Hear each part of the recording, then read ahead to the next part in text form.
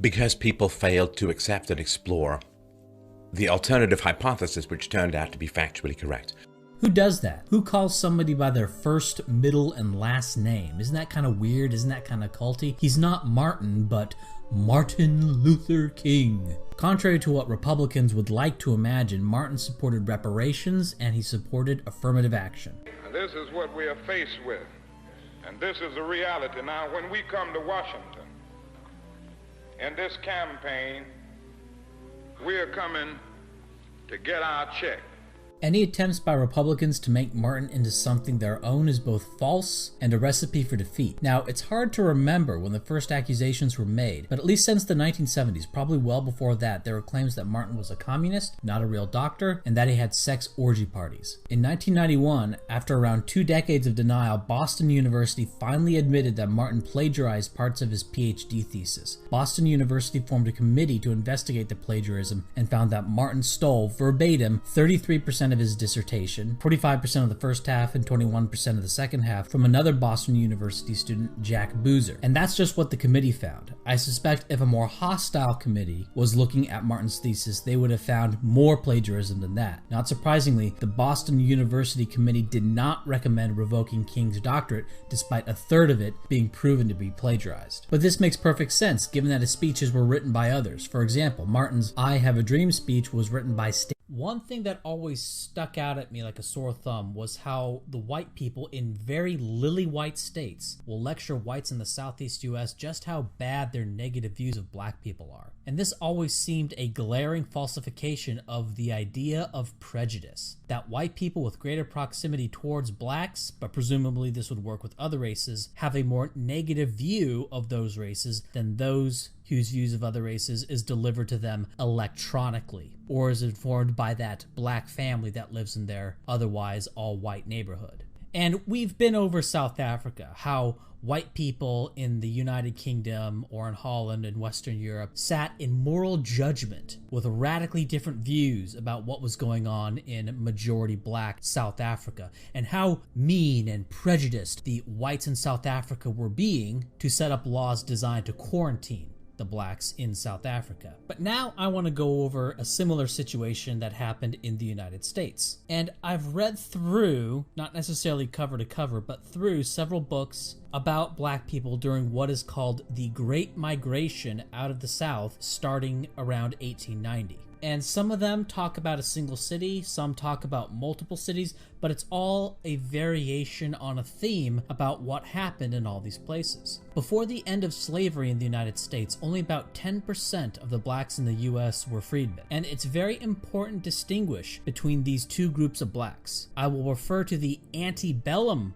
freedmen, or free blacks who got their freedom before the Civil War, and postbellum freedmen who got their freedom from Lincoln's Emancipation Proclamation. These are two very different groups, and they function very differently. The Emancipation Proclamation occurred in 1863, though it only really went into effect in 1865 when the war actually ended. And northern cities around 1800 had race segregation laws. Laws limiting voting, laws limiting kinds and forms of employment, laws limiting property that blacks could have. However, as you get into the 1830s and 1840s, not only do these laws go away, but, at least according to the authors I read, they describe a more liberal spirit toward the Negro, quote-unquote, emerging. For example, in 1860, before the Civil War began a year later, there wasn't a single neighborhood in Detroit that was more than 50% black, i.e., there were no majority black neighborhoods. There was no black ghetto. In Chicago,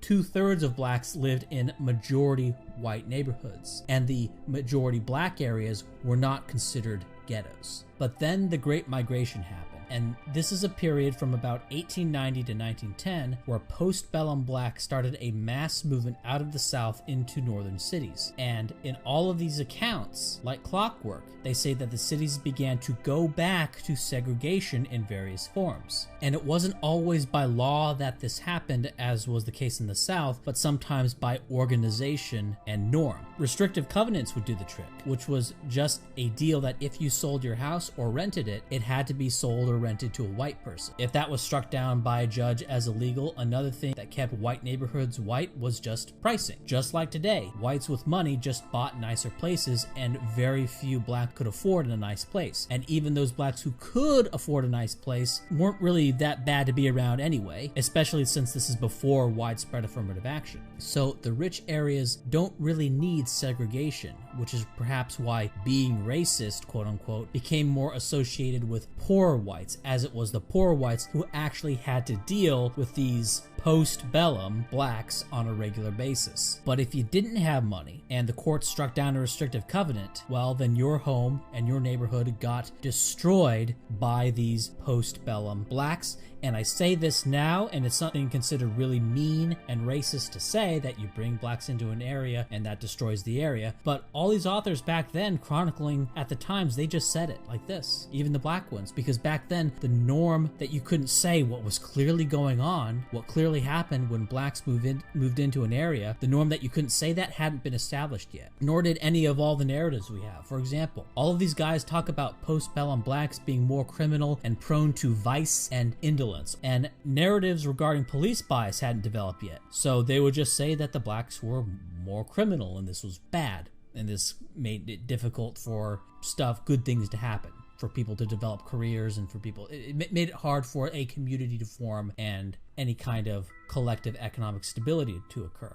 What's also funny is that they would say that slavery had something to do with the problems of the post-bellum black communities as they moved into the North, but they would say that it was the poor work ethic that they developed as slaves. Now, I know, and you could know if you wanted to, that black slaves in the South actually worked fewer hours per year than free white farmers did at the time, and certainly they weren't self-motivated. And I have a series talking about slavery that goes into all sorts of things like this, and it's linked in the description. But what's also interesting is that these guys writing about the past, they don't think as deterministically as sociologists do today. For example, an explanation for why a group behaves a certain way could be just that that group chose to act that way. Why did a person mug this other person? Well, because you chose to be immoral and you chose to do that. Why are so many blacks in these northern cities engaging in vice and indolence? Well, because they are doing that. They made the choice to do that. That's not a way modern sociologists tend to think. They could just look at a group behaving a certain way and say that that group shouldn't be behaving that way, and that the solution is to muster up the will to stop behaving that way. Sociologists today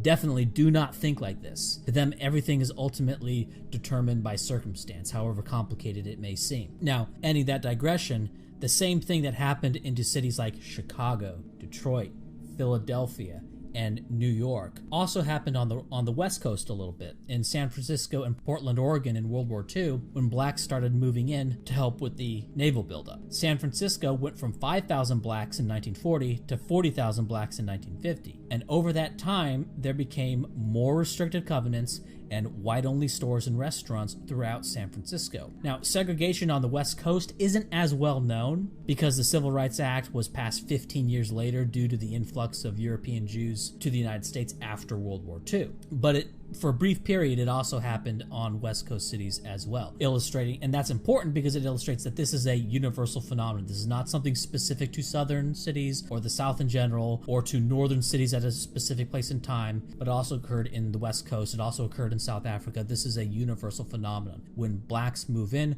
whites have a instinctive reaction to segregate somehow. And today, the way whites segregate is different. It has to do with the buildup of the suburbs and leaving the cities, and the cities become what they become. So why did all of this happen? Why did all of these cities go from being open to blacks before the 1890s to being closed to blacks once the post-bellum freedmen started moving in? Well, there's a true dichotomy of explanation here. One is the obvious explanation that pops out at you, and the other is circles within circles retardation. So we'll skip the shit-lib circus explanation here, and we'll just go with what actually happened. The antebellum, right? Remember, the antebellum freedmen were the blacks who found a way to not be slaves, either buying it or doing a favor or whatever it is they had to do to find a way to stop being slaves. And so the difficulty of becoming a freedman before 1865, however difficult that was, I'm not exactly sure how hard that was, but whatever difficulty that was, that served as a filter. And I'm just gonna have to be kind of rude about this, but it was obviously the higher quality blacks who managed to achieve freedom before general emancipation. This couldn't not be the case. It wasn't going to be on average worse quality people who managed to earn their freedom before general emancipation. Now sure, there could be some who just got lucky, but on the whole, the 10% of blacks who got their freedom were going to be smarter, better able to delay gratification, better able to plan ahead than the blacks who didn't manage to get their freedom before 1865. Unfortunately, statistics back then weren't as detailed as they are now, and it would be unlikely that the blacks in Detroit or Philadelphia in 1850, 13 years before Lincoln's General Emancipation Proclamation, would be exactly as wealthy as their fellow whites at the time were. Maybe the antebellum blacks were slightly poorer or slightly wealthier than their white peers in these cities, but the general perception was that of equality. So whatever the slight difference was, in whatever direction it went, wasn't noticeable to people at the time, or to people chronicling what was going on. And we can do some fuzzy math to get an idea of what free black IQ would have been back then. Now, one problem is that black slaves were mostly illiterate back then. Only about 20% could read, which was higher than the world average, also higher than Russia at the time, which was 15%. So black slaves, in a global sense, had it pretty good in terms of being literate. But what this means, though, when comparing IQs, we're really talking about a kind of genetic IQ potential, or what their IQs would have been if they weren't illiterate. So blacks today, their mean IQ is around 85 with a standard deviation of 13. So the top, not 15. So the top 10% of blacks today would start at an IQ of 101.6, slightly above the white average. However, the selection for IQ in earning freedom probably wasn't as strong, as again, there would be those blacks who just got lucky, and there would also be some really smart blacks who couldn't earn their freedom because their lord just wouldn't loosen his grip at all. And so if this number here isn't so much a minimum but an average, well then we're looking at antebellum freedmen having an IQ of around 102.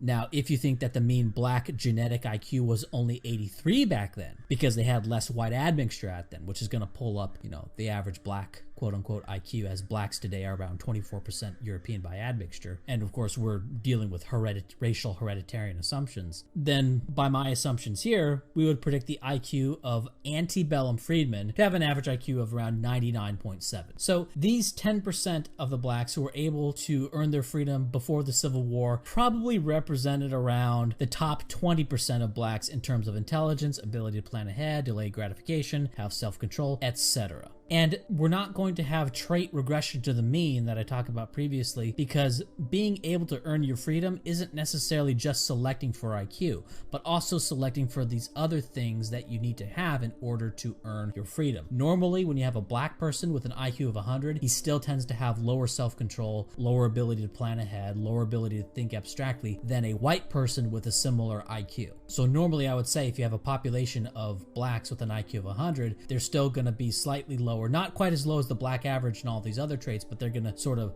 fall back on other personality traits. And this is just kind of a statistical phenomenon. When you have a massive deviation from the population you're from, the other traits tend to sort of go down in what I call trait mountain. However, in the case of the antebellum freedmen, because the filter itself is not necessarily just filtering for IQ, we don't know for sure what exactly it's filtering, trait mountain probably did not exist with the antebellum freedmen, and that they were probably, in terms of all their personality traits across the board, not just IQ, they were probably about on par with whites. So what appears to have happened is that a population of blacks that was uncannily similar in their behavior to whites moved into northern cities. And guess what happened? They were treated like white people. Not right away. It took about a generation, fair enough, but there it was. And Thomas Sowell, throughout Black Rednecks and White Liberals, laments the Great Migration from the South that destroyed the situation where whites and blacks in northern cities actually were equal and actually did get along in due course. Because what is Thomas Sowell? Thomas Sowell is a black white person. He's a white person that just happens to be black. And he sees an aperture of history where all his hopes and dreams actually happened, where you had actual racial equality. And it wasn't some retard political movement blithering about equality and justice, but from genetic similarity and fair treatment in a meritocratic society. It was a time and place where the beliefs about race that white conservatives today have actually were true and actually did happen, where you had the talented 20th of blacks who pulled themselves up by their bootstraps and integrated and became part of white society. The old Republican dream made real. And as I said before, the bog standard oppression narratives we have today didn't exist back then. For example, high black criminality of recent black immigrants to Philadelphia, they wouldn't say, oh, the cops, they're just out to get the Negro. Because first off, they'd have to explain why the cops are unfairly targeting the postbellum freed blacks, when the cops obviously didn't target the antebellum freed blacks previously. And also because the whole meme about the police being particularly biased against blacks just hadn't been invented yet. And this also might be because there hadn't been much time since the blacks moved out of the South in the 1890s. So one could imagine that in time, these new blacks in Philadelphia would come to behave like the old ones did, which is to say, like white people. But start getting into the 1930s, 1940s, 1950s, and this is just not happening. So now, all the environmental determinists, they need new theories. Now, you and I sitting here, we have what is today some special knowledge. Not special because we're particularly smart, but just because we happen to know a single thing that makes explaining the world so much easier. That is race differences in intelligence and all the traits that ride with intelligence and their genetic component. These average racial differences being primarily genetic, around 80% for IQ and probably even higher for self-control and ability to plan ahead. And so it's this strange kabuki theater where we can very easily see and explain what's going on, but to have to sit back and watch as the wizards on the stage there try to explain a genetic phenomenon without reference to genes. It reminds me of cities that have used predictive policing algorithms, and what ends up happening is the algorithm just tells them to send cops into black and, to a lesser extent, Hispanic neighborhoods. And I went over this in a video I made a while ago called The Rise of the Racist Robots. So they forbid the algorithm to use race as a criteria, and so the algorithm ends up telling the police to go into areas that have a lot of menthol sales and have liquor stores with check cashing services. And so they end up just telling police to do the same thing as when they explicitly use race. The algorithm finds a way to racially profile even if you say you can't racially profile. They find the correlates and end up telling you to do the same thing. And that's kind of what sociologists do, trying to explain racial equality in everything when they forbid genetic explanations. Of course, their environmental explanations always fail, and so they're always changing. So we're sitting here at the theater watching this retard trying to figure out this problem, and we keep telling him it's the genes, stupid. And when we say that, he screams at us and calls us racist for saying that, asks us what our credentials are, and then comes up with four-dimensional hyperloop white privilege inferred from quantum entanglement, and his super fragile explanation will of course last for about 10 years until some new trend shows up and shatters it. Meanwhile, we're sitting here in the theater yelling at these bozos, it's the genes, stupid, don't you believe in evolution? The same explanation that explained what was going on in 1890 explains what's going on in 1990, and you're coming along with all these new exotic theories that get shattered over and over and over again because you just cannot bring yourself to believe in evolution and genes. All these perturbations and all these problems you're having to come up with, such complex theories to explain what can very simply and easily be explained by humans evolved in different places, and humans evolved adaptations to these different places. One of those adaptations was brain functions. And so they start off by saying that the great mass of black immigrants will just integrate just like the antebellum freedmen did. The postbellum freedmen will integrate just like the antebellum freedmen did. But then that doesn't happen. So then they move to the belief that, well, it's segregation and the Jim Crow laws and all the norms that are causing the poverty and the criminality of these blacks. Never did they imagine that they might have cause and effect reversed here, that segregation is really a form of quarantine and white people practicing civilizational self-defense, but never mind that for now. So we get the Civil Rights Act. And at the time, people who started pushing for racial quotas, what we call affirmative action, they believed that they would become unnecessary in about 10 years, 15 years at the most. And we've seen how that played out. But why wouldn't they think that? If segregation's the problem, and in addition to ending segregation, you're also giving racial quotas and privileges, well, damn if we don't make some serious progress towards this great thing we're supposed to want, which is racial equality. Well, we're 53 years on from that, and there's been virtually zero progress towards this goal we're supposed to have of racial equality. And our brilliant intellectuals, all of our wizards, have come up with these new and exotic forms of white privilege, implicit racism, how implicit bias perpetuates white supremacy, and the whole fucking word salad. And of course, our great intellectuals, they don't deny genetic differences between two individuals. No. Sure, some people, by dint of their genes, will be better at math than other individuals. That is something that is so experientially true that when trying to teach a new math concept to two people in the same classroom for the first time, that we have seen one person just gets it and the other person doesn't, and over and over and over again. One person gets it, the other person doesn't. And to deny this experienced visceral reality, it would just break all of your credulity and people would just stop listening to you. And of course, if you look at two groups of individuals, maybe people from the east side of the tracks versus the west side of the train tracks, there would be some genetic difference in average intellectual abilities between these two arbitrarily defined groups. Don't know exactly what it would be, but certainly there would be some difference, right? These great intellectuals, they have to accept that because this is obviously true. If you took two random groups of people, there would be some average intellectual difference. But as soon as the groups you're drawing lines around happen to correspond to the historical colloquial races, then stop. No, those must be the same. As soon as the groups you draw the lines around become the races or correspond with the races, then they're the same. Individual genetic differences? Sure. Arbitrarily defined group genetic differences? Sure. But if those arbitrarily defined groups correspond to the colloquial races, then they must be the same. And I say this, and it's really stupid what this is, what they do, how they think. And it's maddening for me to try to explain this to normal people, because these wizards who deny genetic differences between the races, they are so balls in your face stupid that literally the whole of social science in 90% of universities are literally as stupid as I'm describing here, that it's hard for the average Joe to believe it. It's so big, it's so balls in your face stupid that the average Joe just doesn't believe me. There's no way that these fucking wizards could be so dumb.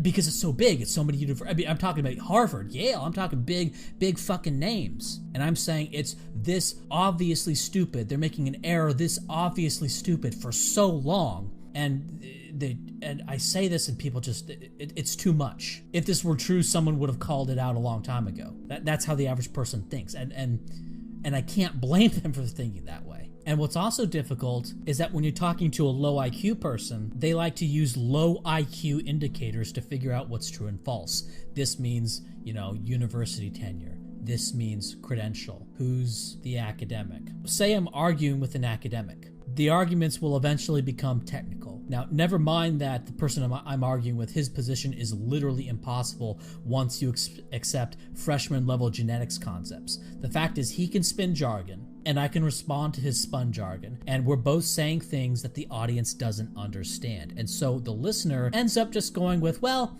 I don't understand either of these guys, but one is a credentialed academic, the other is just some guy on the internet, so I'll go with the credentialed academic. Even though the people who actually study this particular topic on race differences and intelligence agree more with me than they do with the fucking wizards. Okay, it's actually surveys on intelligence researchers. No, guess what? They agree with me, not with, the wizards of Lysenko. And that's also kind of why I've been trying to get some academics to openly support what I say, not because they necessarily have some great arguments to add, though sometimes they do, but primarily I need those funny hats. Right? I need to be able to say, look, we got a wizard hat here, and I can put on, and I can sort of, put on the wizard hat and say, look, I'm an academic now, all right? Or at least I'm endorsed by these particular academics. So I got the wizard hat, he got the wizard hat. So now can we move past funny hats and talk about the topic itself? So, and I've spent years going on about twin studies and inferring heritability and subtest heritability differences, looking at mixed populations and what is the most parsimonious explanation, going down into frickin' South American countries and looking at granular distributions of admixture, showing, very clear trends in mixed populations. And any honest observer will go through this ocean of evidence that we've been building up, and they will just say, yes, evolution happened in humans above the neck in the past 100,000 years. And there's regional differentiation, right? There is, in fact, divergent evolution. Just as with skin color, just as with every other part of the body, there was also divergent evolution regarding the brain, and not just size and shape, which has been confirmed nowadays through MRI scans. Gould was wrong, Gould lied, right? There are differences in brain morphology today. And surprise, surprise, these differences in brain morphology seem to correspond to some differences in function, just as you would predict with literally any other animal being studied. And now we're actually finding within population validated gene correlates with intelligence that differ by population. And a while ago, and it's been a meme for so long, at least among me and my little group, that we would joke about idiots who think you have to find the genes to infer heritability. And that's really stupid, right? Because you would deny basically the heritability of any trait before we could ever find any gene for anything. And you would say, well, we have no idea if heredity even exists because you gotta always find the gene. And just how stupid that is. But we're at the door of literally being able to find the gene for population differences and individual differences in intelligence right now. And sure, they try to dismiss the work of David Piffer. They'll find some problems with the study, and guess what? Every study has problems, right? Finding some imperfection in a study doesn't. And I've argued about that and how Piffer's work is perfectly valid. But even if you forget all that, even if you say Piffer's full of crap, even if you say all the criticisms are sustained, any rebuttal of the criticisms are all bogus, even if Piffer is totally off base, boy, are these people missing the point. Piffer is just the first swing of the axe, buddy. There's a lot more swings coming, and this door is splintering apart. Even if Piffer didn't make the breakthrough, Piffer's just one guy. Piffer's just the first swing. And we're going to be in a situation where we've built a society on assumptions of racial equality, and then 20 years later, we'll have something like the 23andMe thing, except it tells you something like a genetic intelligence potential or genetic intelligence value, and we're going to be in a very strange situation where you have all of the wizards casting the spells of environmental determinism when we actually have uncovered the genes. And guess what? They're going to differ by population. There's no way they can't. There's no way they won't. And like with the genetic ancestry data, it's very much like that situation in a skit on Family Guy with Peter and Quagmire, where Peter kept saying something inane, and Quagmire just goes, you know what, I'm just going to move the conversation forward. And then Quagmire did. He talked about, what we should do based on X. When Peter kept on denying X, Quagmire just said, you know what, we're just going to go forward. X is true, let's talk about it now. Right. And that's kind of what happened with race denial and the 23andMe stuff. You had these goobers saying race doesn't exist because I don't know what categories are, and I like to say more variation within the between because I don't know what genetic drift or the difference between coding and non-coding sequences are, right? They'll just say these garbage race denial arguments. And then meanwhile, you had these companies that were kind of like Quagmire, where they just said, okay, buddy. Anyway, meanwhile, here's a genetic test that'll just tell you your race, right? So I mean, it's over. Like we've moved the conversation forward. People who are denying race, they're like Peter in this skit, right? Okay, well, and anyway, companies like Ancestry.com and 23andMe, they've just skipped. They've just said, yeah, we're moving the conversation forward. Here's how we're actually going to delineate the races here. And they might not say races, they'll say populations or whatever. Kind of like Neil Cavalli Sforza had a book called The Races of Man. It was published in the 1970s and later it was republished, but the publisher was saying, oh, you can't use race. And so he literally had it in a Word document and did a global word replace population with race. and he sent it in. It was literally just a global, like you would do on a Word document. That's literally all he did. All right, so anyways.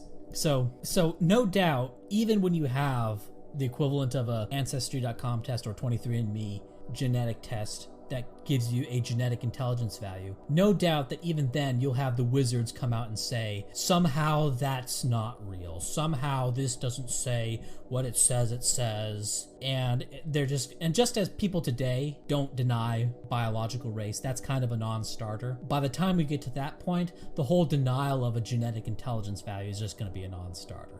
Because there's just going to be a fucking app. We're just going to have an app that'll tell you this stuff, and people will use the app, and they won't need to use statistical arguments to viscerally experience the truth of it. They'll give somebody a genetic intelligence test, and it'll just be true. It'll say this guy's a 100 IQ person, this person's a 130 IQ person, and the difference will be overwhelming and immediate and obvious that this is true. They won't have to use statistical tables or charts or regressions or chi-squares or anything like that. They will experience it and it'll be true, and that'll be the end of this whole stupid thing. And all the people who deny race differences in intelligence, they're just going to be like Peter on that couch.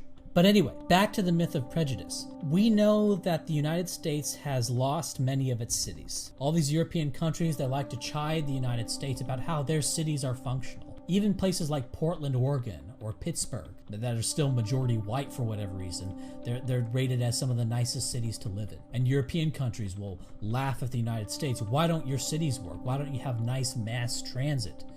Or Japan will say, why don't your cities work? Why are you all spread out into suburban sprawl? And in the past, in the United States, you had the real city. And then you had the quarantined area where the blacks were. When the blacks moved into these northern cities, in order to keep the cities functional, these post-bellum blacks had to be quarantined. But in 1965, at the latest, and in some places it was even sooner, the quarantine was broken. And the civilizational self-defense of whites was made illegal. And blacks took over most of these cities.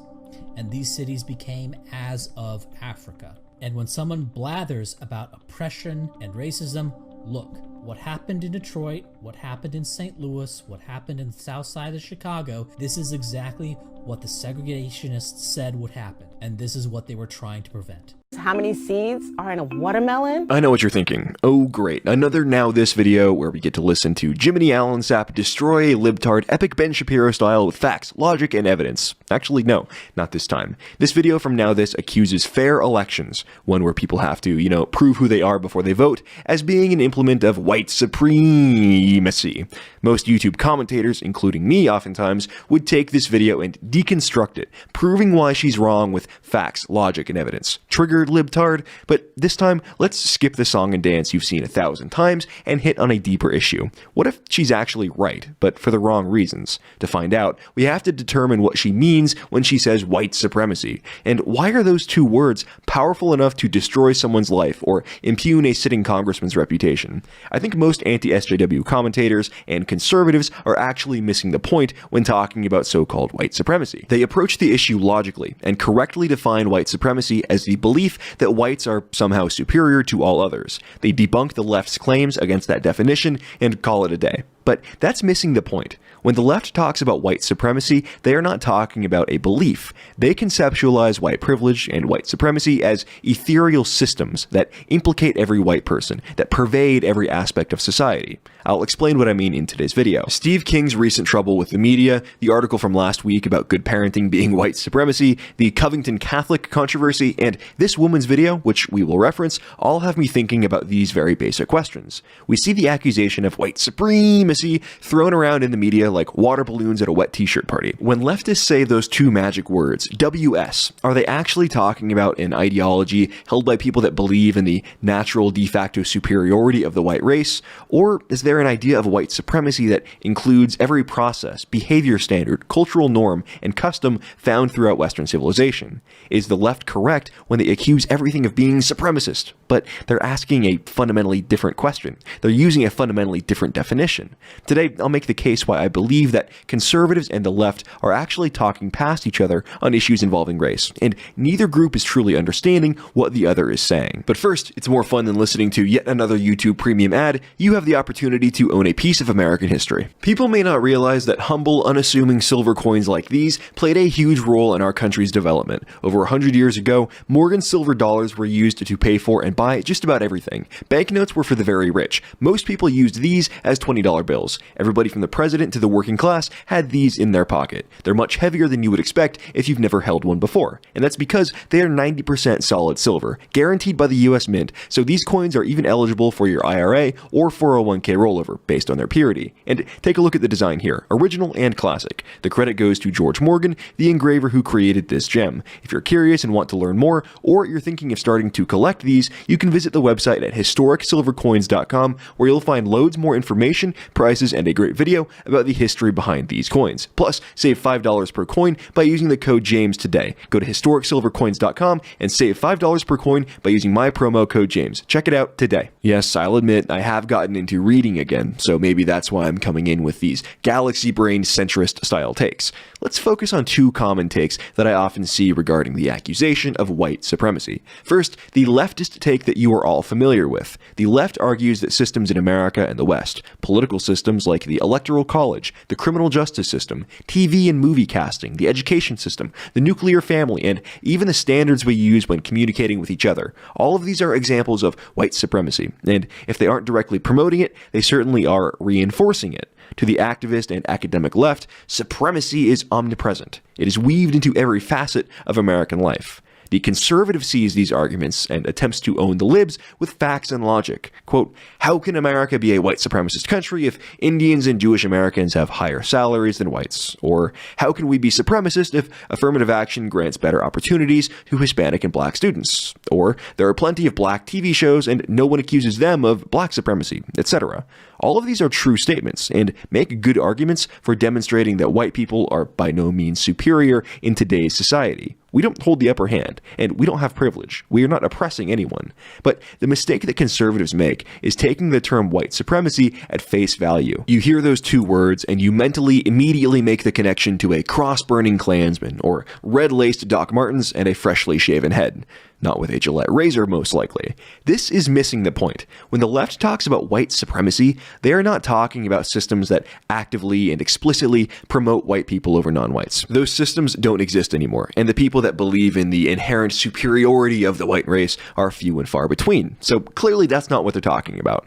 They are talking about anything, concept, cultural standard, or ideal that was designed by a white person in a Western country. It's more than just incredulous cries of everything is white supremacy. If you interpret those two magic words the way the left does, you too would believe that white supremacy is baked into the American and Western cake. As leftist media elite Stephen Kantrowitz writes on BostonReview.net, quote, white supremacy connotes many grim and terrifying things, including inequality, exclusion, injustice, and state and vigilante violence. Like whiteness itself, white supremacy arose from the world of Atlantic slavery, but survived its demise. Yet, while the structures are old, the term white supremacy is not. This is part of what I mean when I say that conservatives and the left are talking past each other. When conservatives talk about, quote, white supremacy, they are referring to systems that proactively help whites and discriminate against minorities. As I already mentioned, those systems no longer exist. When the left is talking about white supremacy, they are referring to the very foundations of Western civilization. The Now This video I teased at the beginning is a perfect example. The woman from whatever the heck Institute for Fake Activism and Money Laundering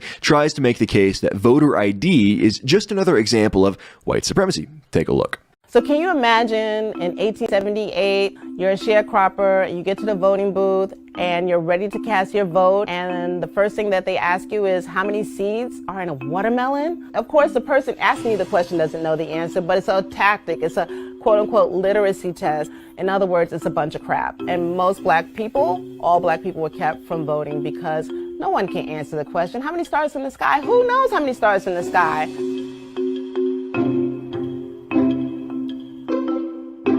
This year, more than 200 years into Georgia's democratic experiment, the state failed its voters. When I think about Georgia and the voter suppression that we saw in the most recent election between Stacey Abrams and Brian Kemp, I immediately thought about what black folks had to go through down south. Like the idea of Brian Kemp stripping 300,000 names from the voter polls, that's nothing new. That is literally straight out of Mississippi voting rights oppression. And it's crazy to me. He didn't remix it. He didn't change it. He was just like, oh, it worked then. Let me try it now. He took 300,000 names out of the polls, and Stacey Abrams only lost by 55,000 votes. I'll admit, the urge to just roast her for being clearly out of her depth is pretty strong. Where did they find this lady anyways? Lady parts justice? There truly is no respite from clown world if this lady is considered a democracy expert. Her claim that the video editors have to help her stumble through is that voter suppression is white supremacy. Voter suppression is the scary way of saying having a fair election where you don't allow dead people to vote. The 300,000 people removed from the voter rolls, or voter polls if you're this woman, were people who had not voted in 2 elections and had not responded to repeated inquiries from the state government about whether they wanted to remain registered voters. They didn't vote in 2 elections, that's at least 4 years, and then didn't respond when asked if they still live in state, were still alive, or still planned on voting. They had the ability to re-register to vote at any time, but they chose not to. Many of those 300,000 were dead or had moved out of state. The others, well, do you really want someone so disengaged that they haven't voted in 4 years and cannot even bother to re-register voting near elections? Not really.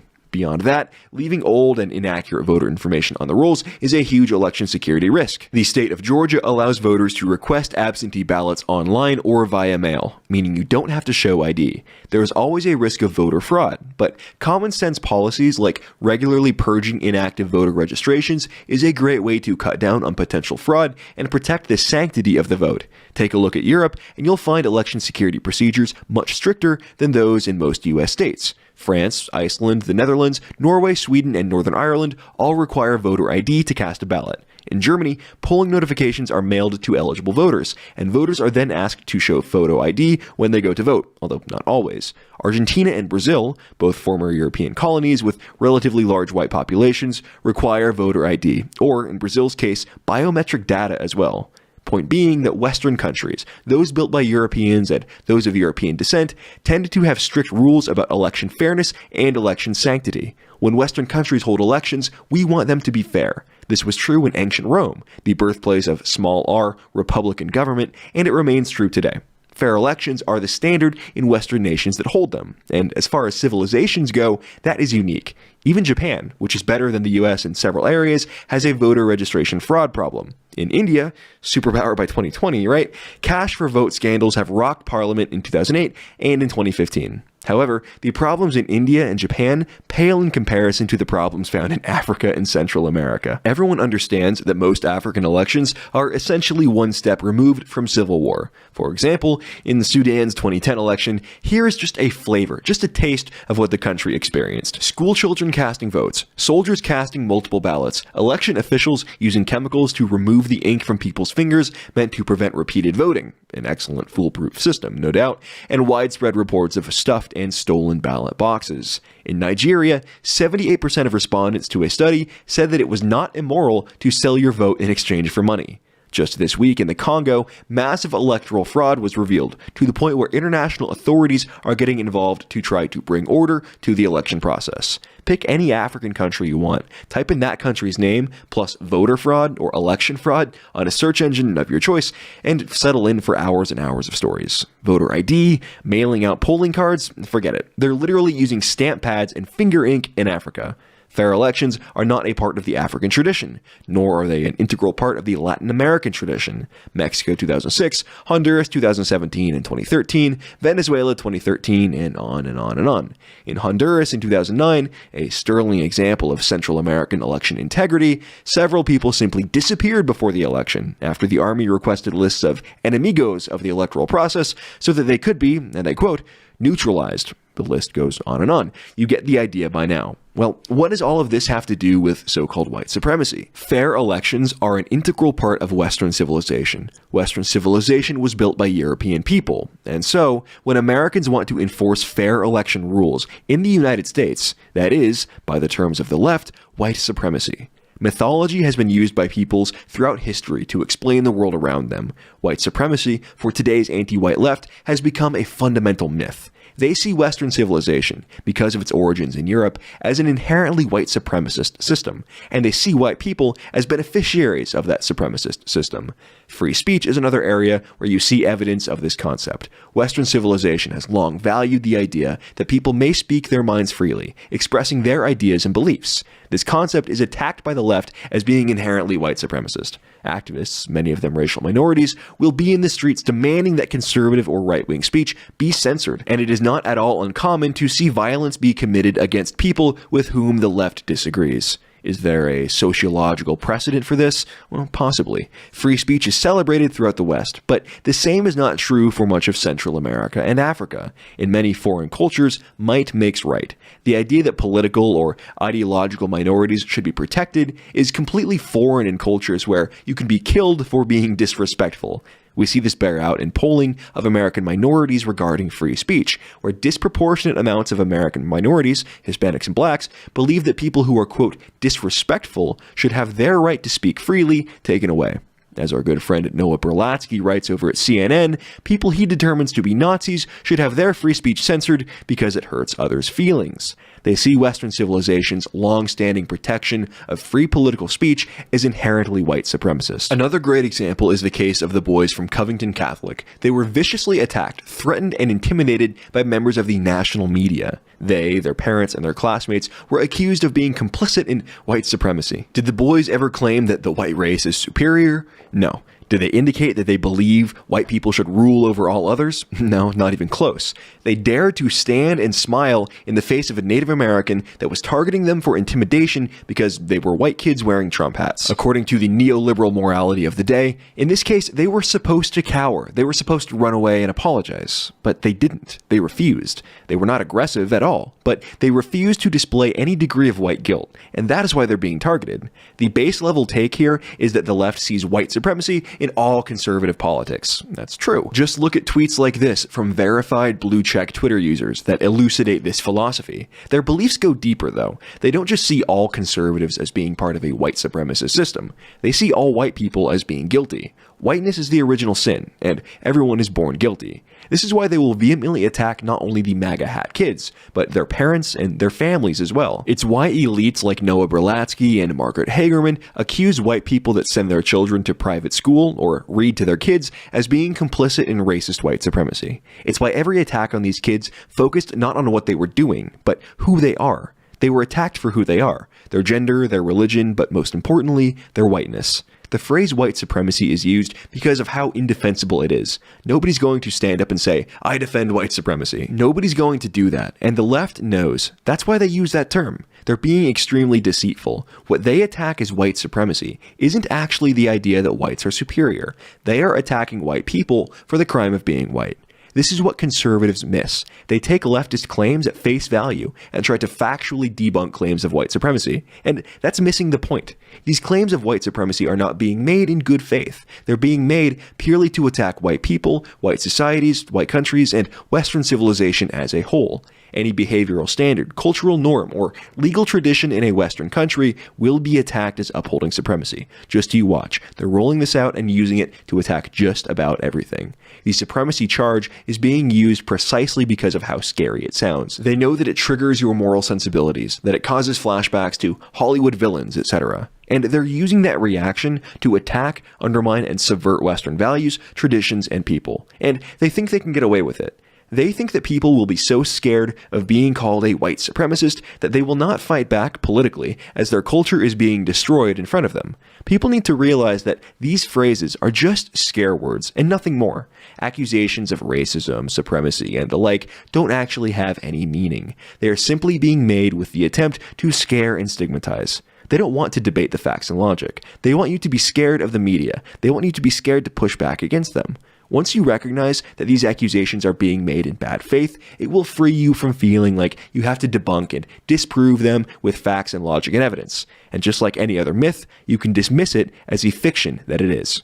Look, I was saying to now, this whole fallacy about the colonials assuming that if they had never come to Africa. Case, but it was by stepping back and looking at the big picture and going, probably not. And when you step back, look at the trajectories of these countries, we can then say that the colonial oppression narrative, probably not. Africa is probably just full of people genetically similar to those who live in Detroit and Baltimore and Haiti. And the results are what you would predict from that.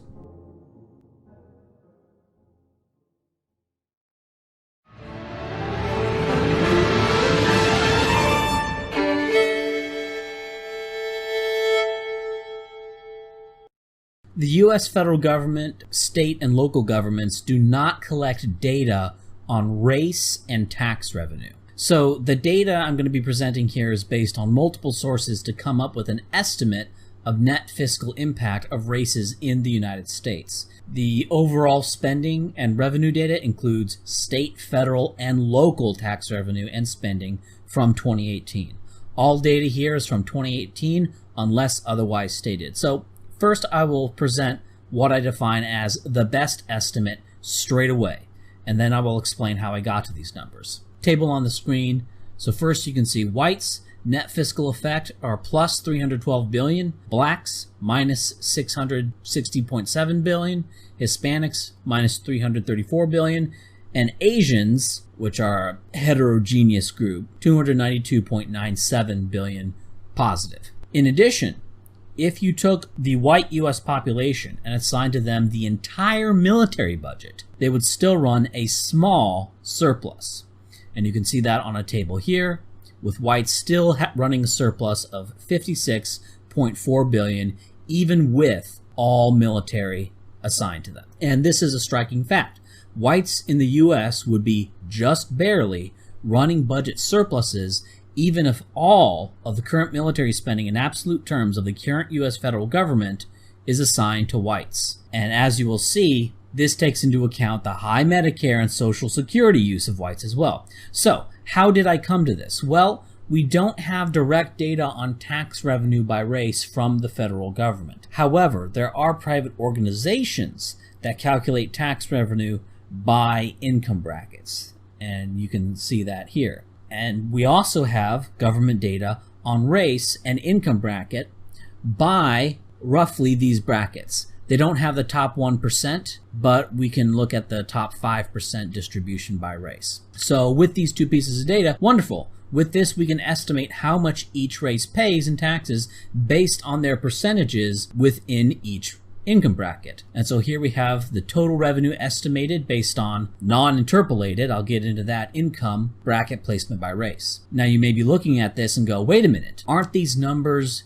different than the ones I presented above? They're a little bit different, but they're pretty close. But yes, they are. And that's because this data isn't interpolated.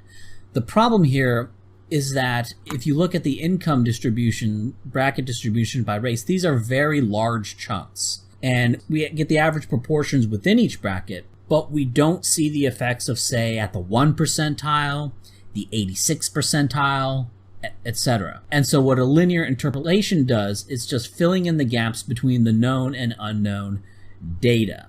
And so here's a visual of the gaps between income bracket proportions. And so looking at that graph, it's almost certain that whites within each bracket, for example, have higher incomes than the blacks within the same brackets. This is because the black trend line is further down than the white one, and so unless there is some radical deviation from linearity, this downtrend will also exist within each of these brackets, not just between them. And so whites within each bracket will be paying more taxes than blacks within each bracket. And so the linearly interpolated data looks like this.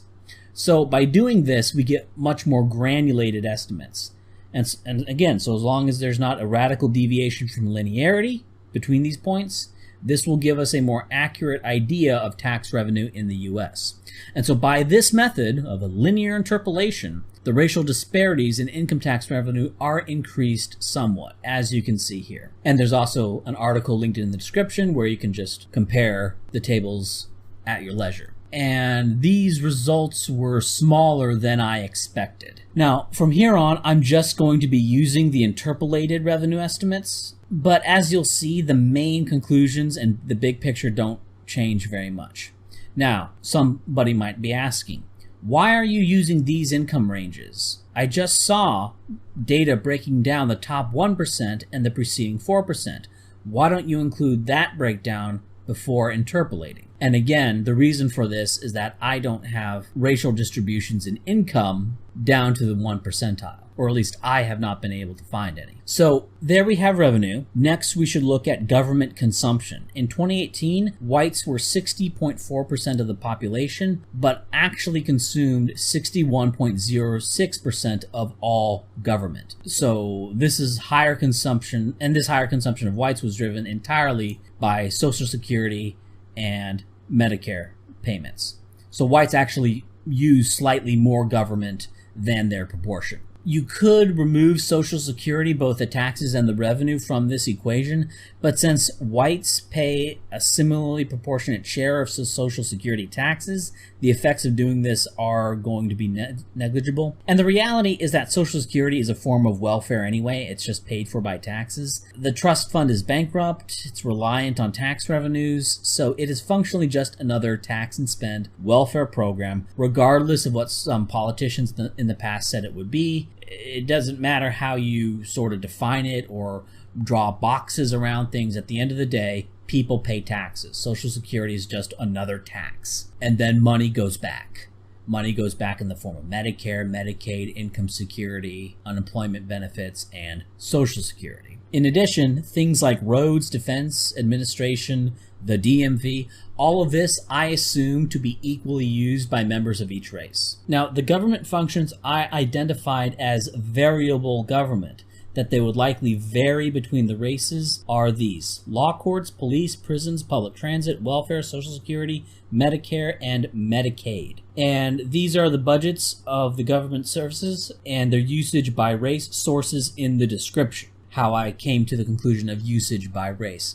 For law courts, police, and prisons, that was fairly simple. I just looked at the prison population. Because to go to prison, you're getting arrested by a cop, and you're going through a court. And there may be some differential between individuals, how much court they use, how much police has to be used to send them to prison. But over millions of people, I assume it just washes out between the races, and we can just use the prison population as a proxy for how much each race is using the law courts, police, and prisons. Now, usage of cops, courts, and prisons by blacks may be seen as unfair because it's not necessarily a real service to blacks.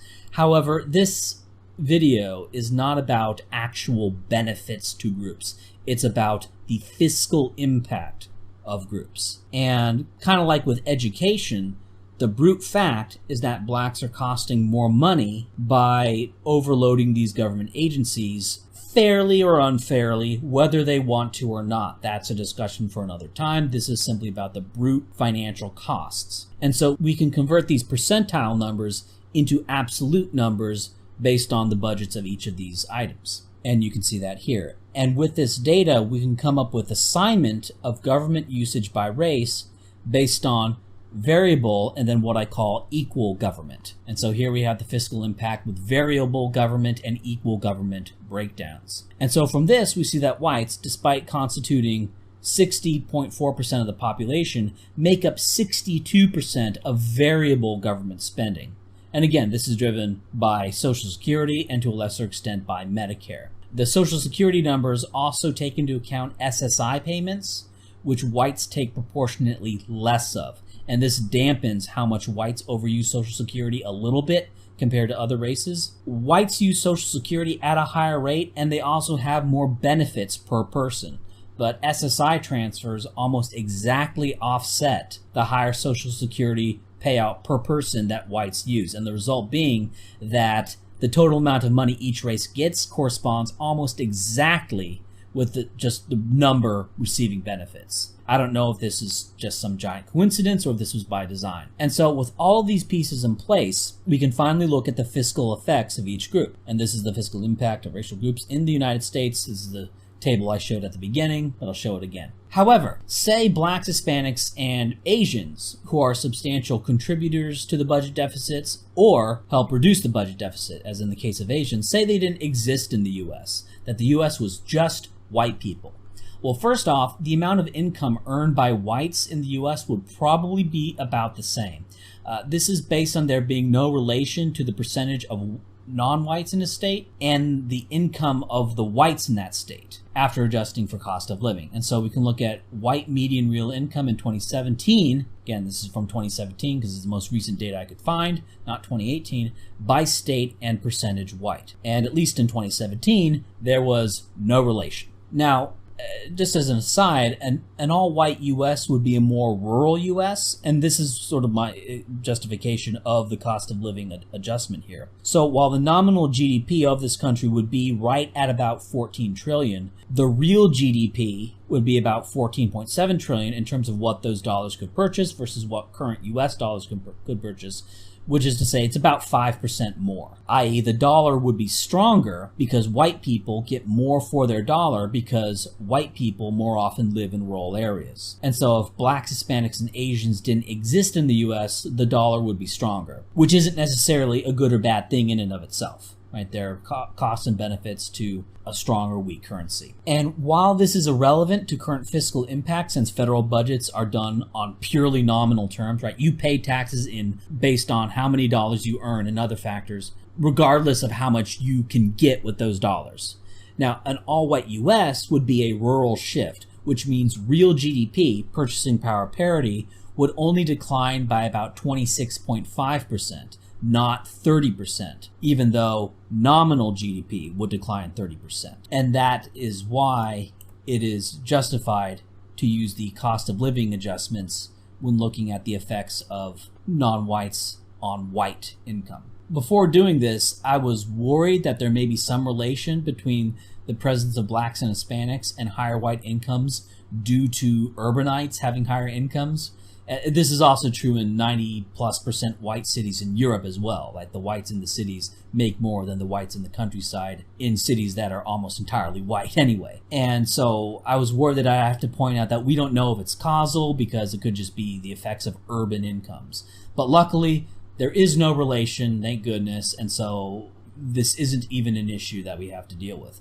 So, but the point is that there is no boost to white incomes by the presence of blacks and Hispanics, or as far as we know, Asians. Some white people gain from having, cheap labor, some lose, but on balance the effect is nil, which means it is appropriate to simply add and subtract the fiscal impact of these groups in sort of a hypothetical. Of course, in the real world, if all Hispanics, blacks, and Asians were just instantly, disappeared from the current US, there would be enormous economic problems because the economy would have all these holes constituting about 40% of the labor force. I'm simply saying that this is approximately what the US economy would be like if those people were never in the US at all and the economy developed with just white people. It would be smaller, but wealthier per person. Real estate would be about 30% cheaper, right? Given that 30% of the purchasing power has been disappeared, but there's still just as much land, and so land would presumably be that much cheaper, 30% cheaper, and rent would presumably also be roughly 30% less.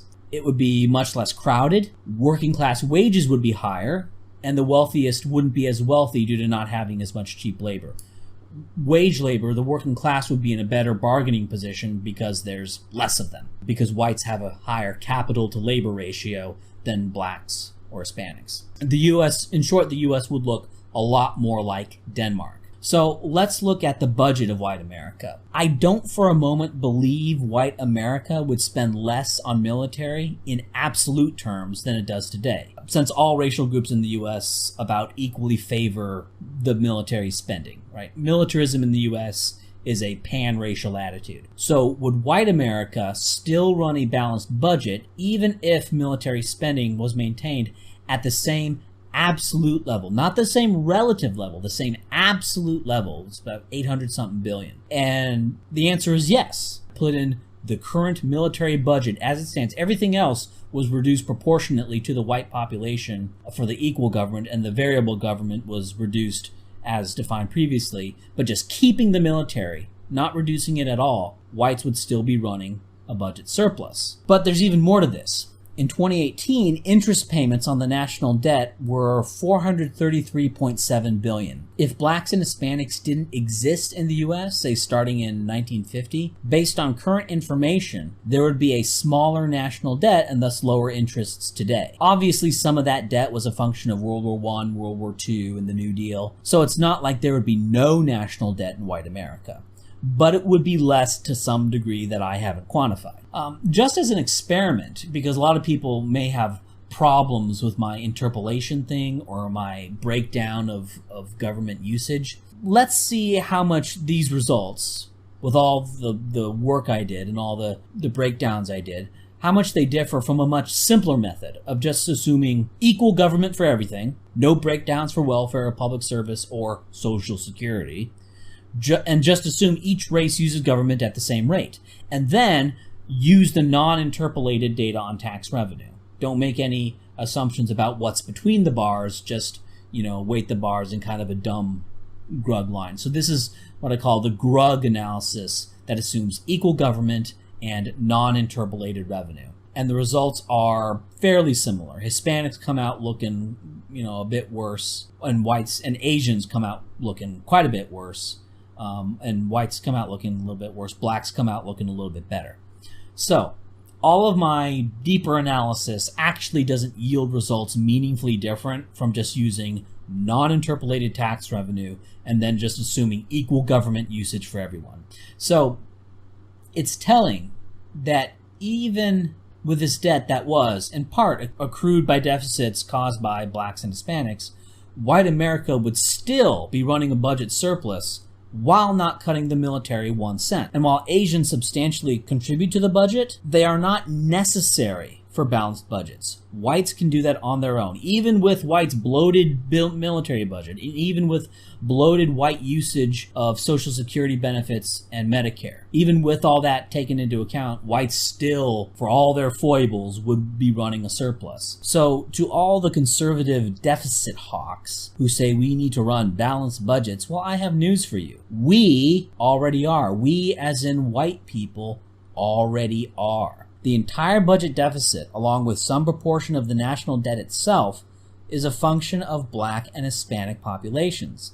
The net effect of these two populations, even after taking away all military spending assigned to them, costs the U.S. $822.5 billion per year. Keep in mind that some proportion of black and Hispanic incomes itself comes from blacks and Hispanics in the military. So more of these people means this number goes up. It is very expensive to have these people in your country, and countries made up entirely or almost entirely of these people have constant financial problems. Discussions about Hispanic countries center around debt, currency devaluations, the IMF, and African countries also center around those same things, but they also have, in addition, African countries have lots of discussions about foreign aid and emergency relief, the same kinds of discussions that you have with blacks in the US. Okay, that's what countries made up entirely of these people look like. And it doesn't matter if their constitution is virtually a carbon copy of the United States's, as in the case of Liberia. It doesn't matter. Or if they went to US schools, or if they're in France or the UK. Okay. For example, blacks have similar fiscal impacts in France and the UK as well. Whenever you interact with these people, within a country or internationally, it's going to cost you lots and lots of money. It's going to cost you trillions. And while I'm one of those horrible people who thinks these differences are down to genes, right? That's the most parsimonious explanation for these things transcending time and space. All throughout history, this was true. And in all countries, this is true. Fine, you don't want to believe that. Okay, well, practically speaking, it's still irrelevant because it has proven to be unchangeable. We have not been able to change this fact thus far. And this is why immigration needs to be stopped. Not legal, illegal, any of that stuff. But immigration, period, needs to be stopped. Or at least this is just one of the reasons. Immigration needs to be stopped. And that reason is the economic health of the United States, if you care.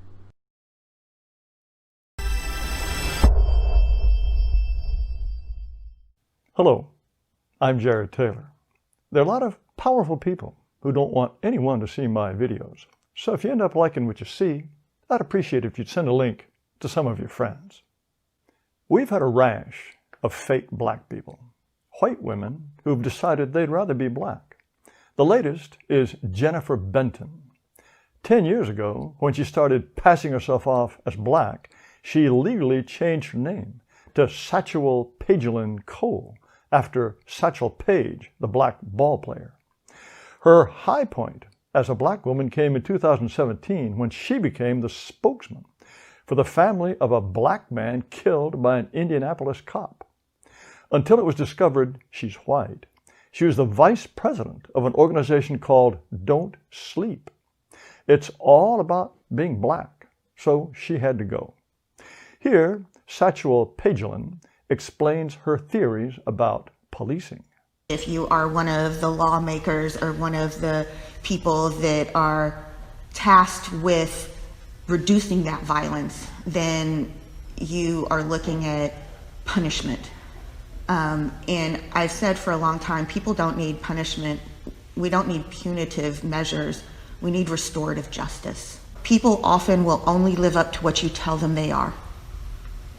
So when our answer to violence is to just put more police in, you just keep reassuring people that they really are violent.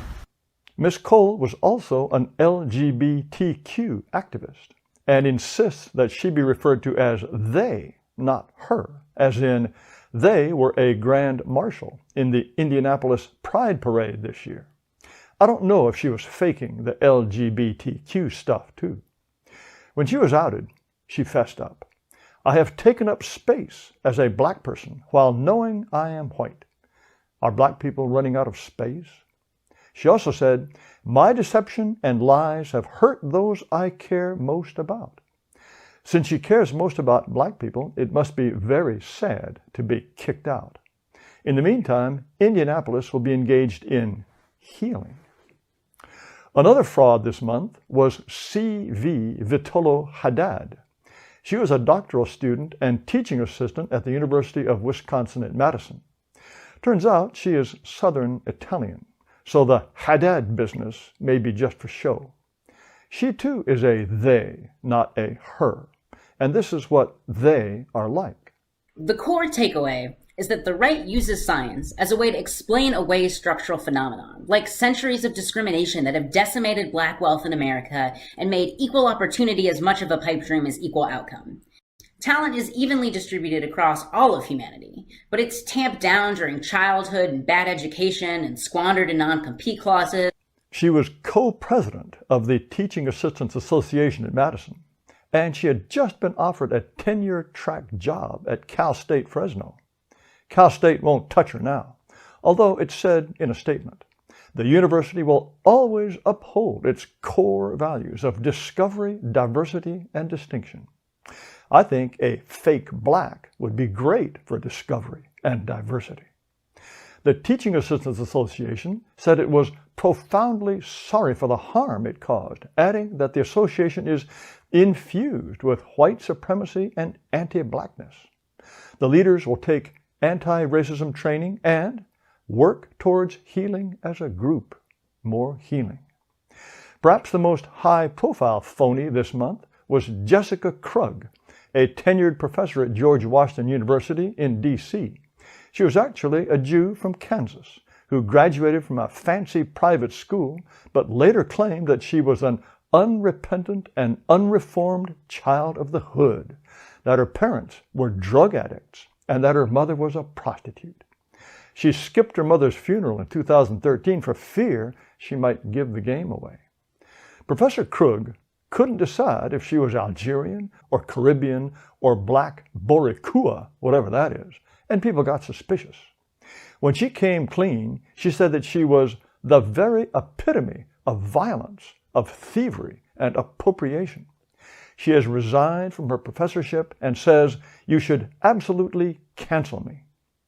George Washington University sent email to all students saying, "We hope that with this update, our community can begin to heal." More healing. The message encouraged people who needed it to get help from campus mental health services. In 2018, Miss Krug had published a book about fugitive slaves. Now, everyone is saying it's no good. But last year, it was a finalist for 2 top awards, the Harriet Tubman Prize and the Frederick Douglass Book Prize. Here's what she's like under one of her nicknames, Jess La Bombadera. Hey, I'm Jess La Bombadera. I'm here in El Barrio, East Harlem. You probably know this neighborhood because the Hosanna Melissa Mark Viverito, who used to be the speaker of your city council, sold my fucking neighborhood to developers and gentrifiers. So I got a couple of things to say, and when y'all come on and tell me my time stops, fuck out of here. I also want to call out all these white New Yorkers who waited 4 hours with us to be able to speak and then did not yield their time to Black and brown indigenous New Yorkers. The NYPD is a colonial occupation force.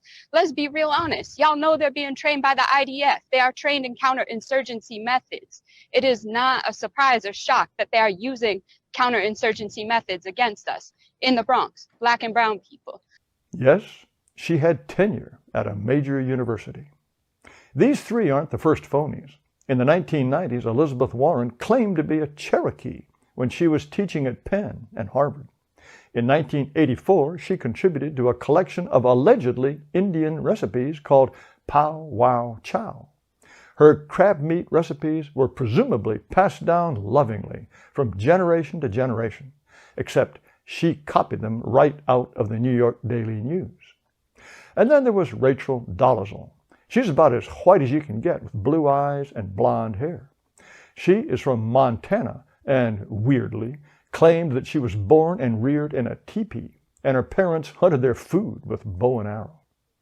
Around 2011, she started darkening her skin and kinking her hair and teaching college courses on the Black woman's struggle and African history.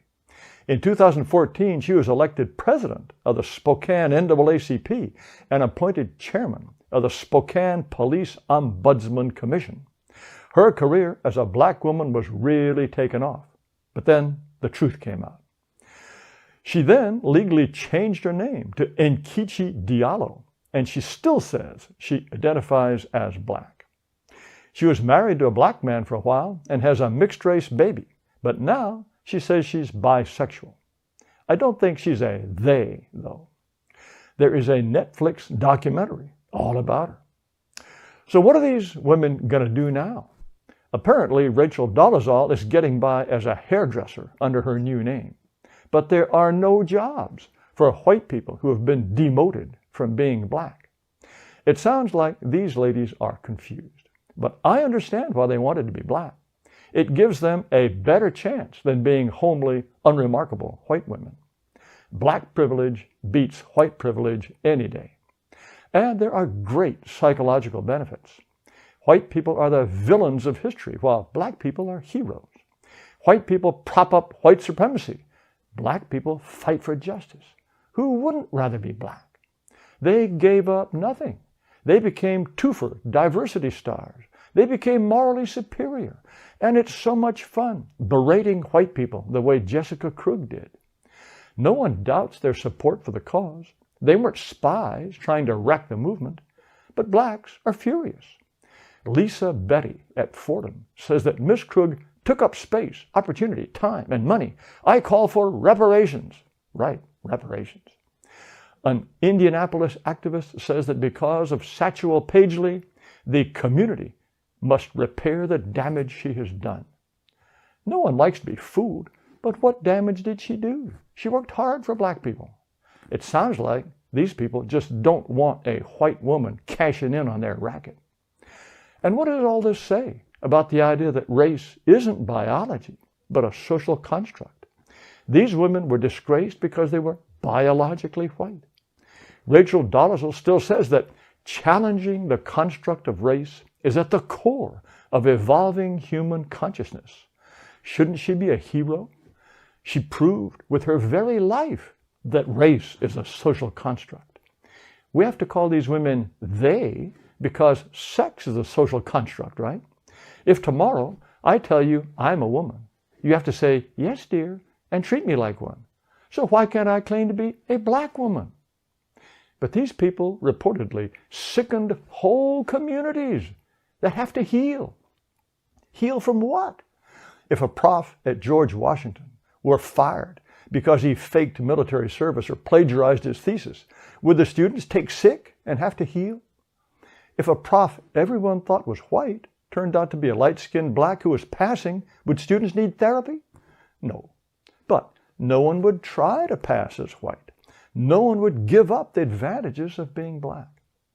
So let's summarize. White people are supposed to be swilling in privilege, but some find it's better to be oppressed. Race is supposed to be a social construct, nothing to do with biology. But if a white lady tries to prove it, she's a plague on the community. We're supposed to be living in a white supremacist country, but if you put up a sign on campus that says it's okay to be white, you're likely to be expelled. Are you confused? No, you're not confused. The country is. Thanks for watching. Please subscribe to this video channel. Also, you might take a look at our website, amren.com, amren.com. We have videos, podcasts, articles, I think a lot of things that you'll find interesting. Again, thanks for watching. Did you know the Nigerians govern a sector of space occupied by several different humanoid species? If we say yes, will you feed us? One of those species is the Benkarans. They occupy just 10% of Nigerian space, but take up nearly 80% of the space in Nigerian prisons. Maybe they commit more crimes.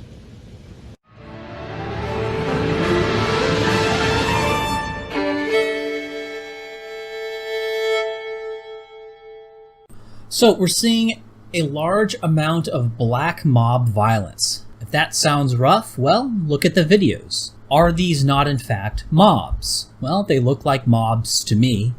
If this is not a mob, I don't know what you would call a mob. Okay, are they black? Well, they look mostly black to me. I know there's kind of a psyop going on, say, oh, it's the white people who did this somehow. I don't know how on earth they're trying to pull that off. Okay, are they violent? Well, they look violent to me. Okay, violent black mobs, true. There's nothing incorrect in pointing that out. What triggered these riots? Well, a news event. Okay, what is news? What is news? Is it anything that I say? Is it anything that your friend says? Is it, you know, some people may say in the colloquial sense, oh, that's news to me. But when we say news with a capital N, we're really talking about something that is said by specific organizations that are promoted by the government, promoted by universities, promoted by NGOs, and treated as authoritative by these institutions. And that's part of promotion, is treating as authoritarian. And you know who I'm talking about. CNN, NBC, Fox, ABC, New York Times, Washington Post, LA Times, the usual suspects. So we know what capital N news is.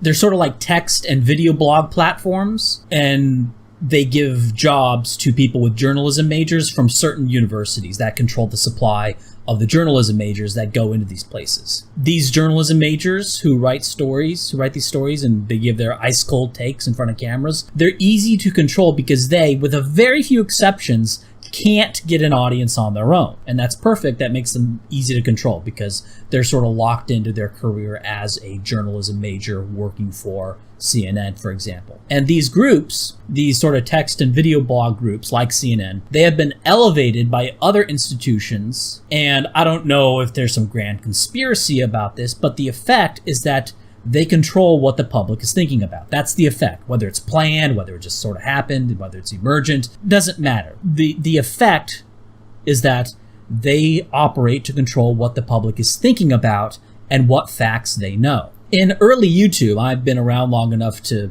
know about the pre-Google YouTube. The CNN channel, the New York Times channel, they couldn't draw flies to poop.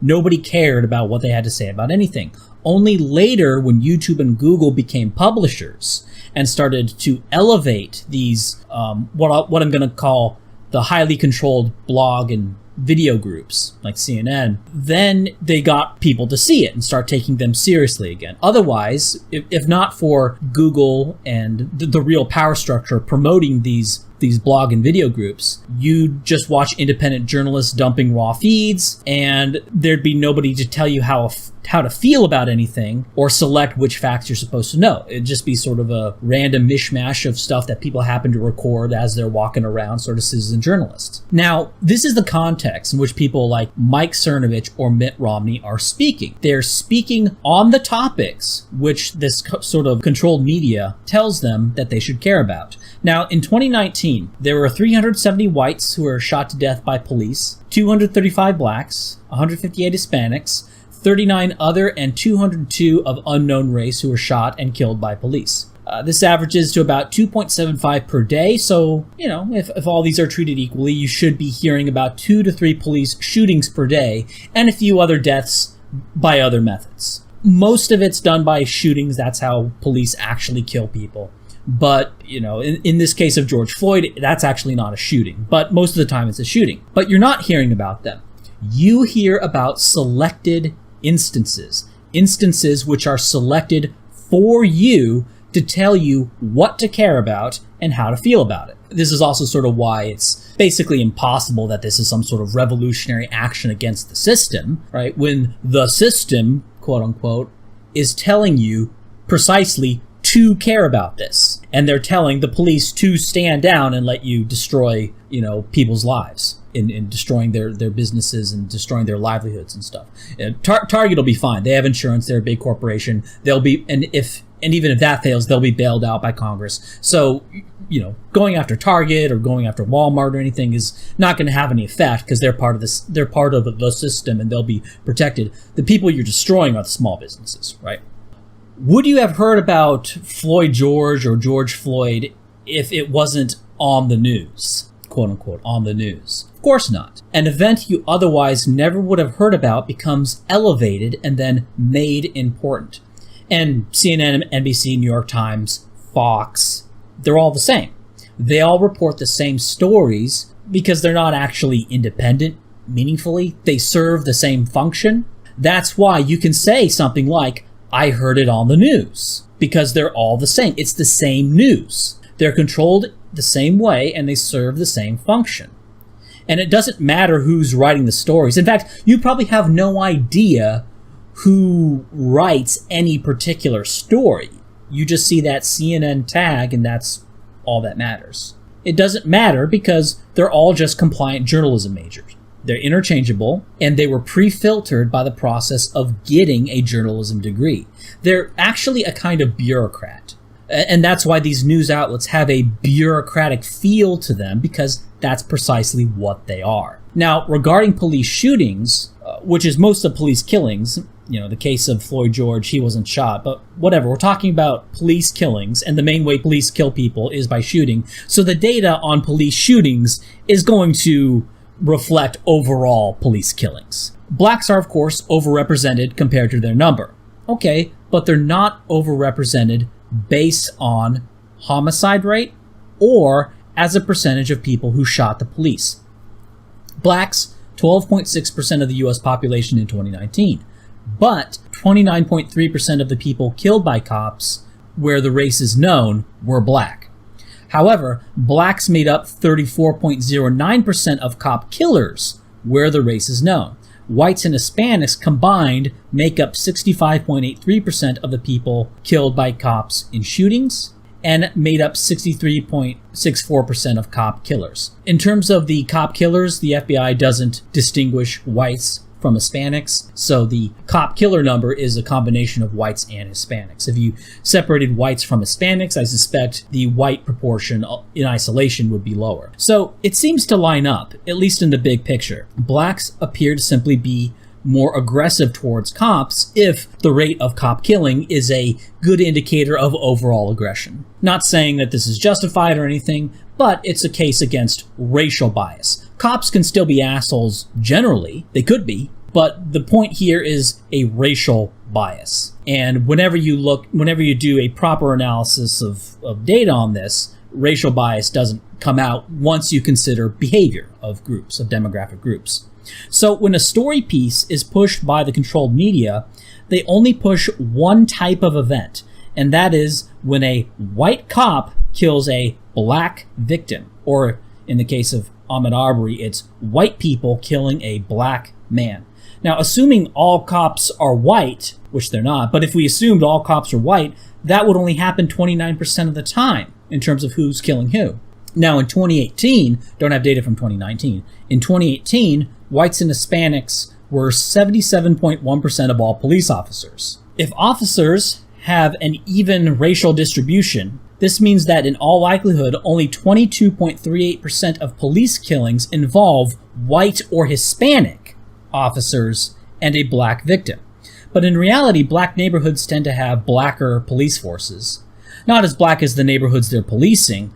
Police, as a rule, are whiter than the general population, but blacks are probably more likely to deal with a black cop than white people are. And since black cops are actually more likely than white cops to shoot a black person in a given encounter, this would all mean that the percentage of police killings that involve a white cop and a black victim is going to be less than 22.38% of the time. Also, take out the Hispanic number, whatever that is, it's going to be less as a result of that as well. So I don't know what the exact number is. It's probably going to be somewhere around 17% of all police killings involve a non-Hispanic white cop and a black victim. Although that's just an estimate based on percentages of the population. But we know for a fact that it's no more than 29%. Absolutely. And it's probably no more than 22.38%, almost certainly no more than 22.38%. And given the Hispanic proportion of the quote-unquote white cops, it's going to be less than that. And also given the fact that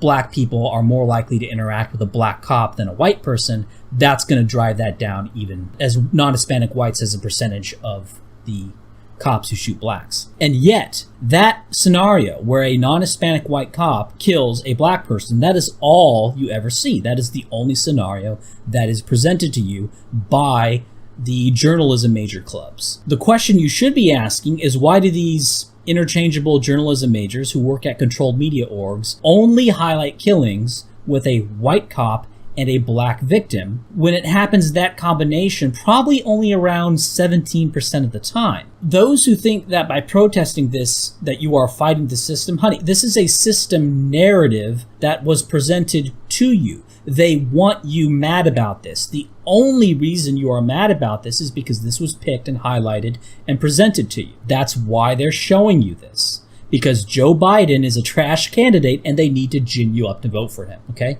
You're being ginned up to believe in unreality because they need you to vote for a guy who has dementia, Joe. And that's why Donald Trump is sending the DOJ after those white guys who shot Ahmaud Arbery. Because Trump wants you to think he's on your side. He's not, and neither is Biden. But all this is just a game to get you ginned up to vote for Biden, and Trump is trying to counter that by posturing that he's on your side.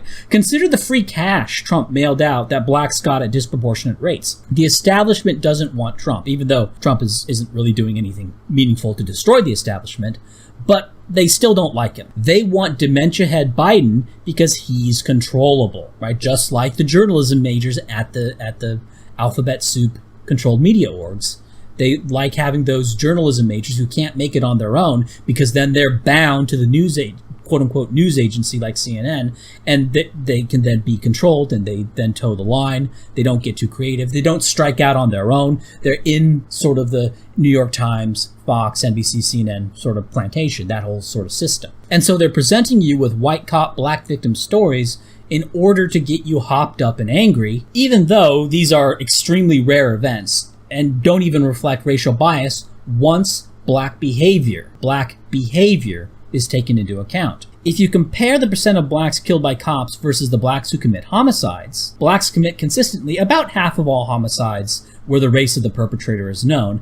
And this is far less than the percentage that blacks make up among those killed by the cops. And I use homicide as an indicator of general criminality because with things like robbery and assault and rape, these are all subject to reporting variance and police leniency. And with homicide, there's no judgment call. There's a dead body, the crime happened. The only issue with homicide is who done it, but that's also a problem with any other crime. Homicide is at least free of the problem of determining if a crime occurred. So the closest lifeline to reality in terms of race differences in general criminality is going to be the homicide number. Now, one thing, and my opponents will bring up, are simulation experiments showing police bias against blacks. And, it looks like they have a point. Let me present the most recent and, in my opinion, the best one. It's the best one because it has the biggest sample size, it has the most sophisticated method. There's all sorts of reasons, and I'll explain it. This is from Lois James et al. In 2016.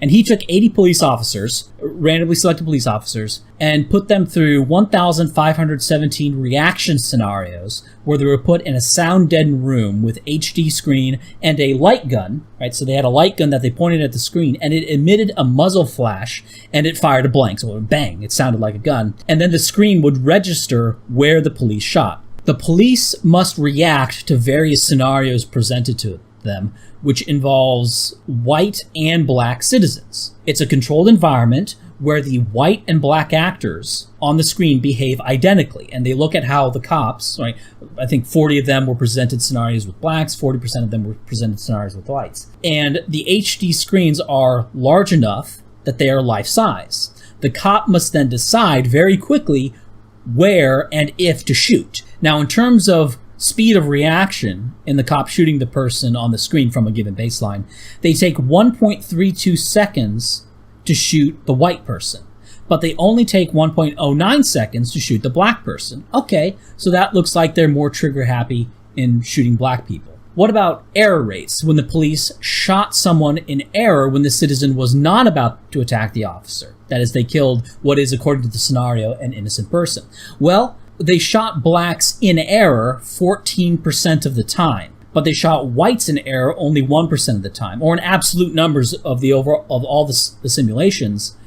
The police shot whites in error 2 times, but blacks in error 54 times. Okay, so that looks like some anti-black racial bias. So this simulation data is evidence of some anti-black bias in the police force. Assuming these are a representative sample of police generally, we more or less extrapolate this onto all police, evidence of an anti-black bias. In a controlled setting, given identical behavior, cops will shoot blacks more, at least in a simulation. But consider that, based on homicide rates and the rates at which blacks kill cops, this may actually be a reflection of experience that ends up being unfair to black people who aren't violent, which is to say, most black people. So if you're a black person, but you're not aggressive or violent, then you're gonna suffer from this, right? Simply because cops are, quite frankly, playing the odds. Oh wait, I messed that up. I got the races mixed up in the simulation. Oh yeah, that's right. Cops were 14 times more likely to shoot a white non-violent citizen. Okay.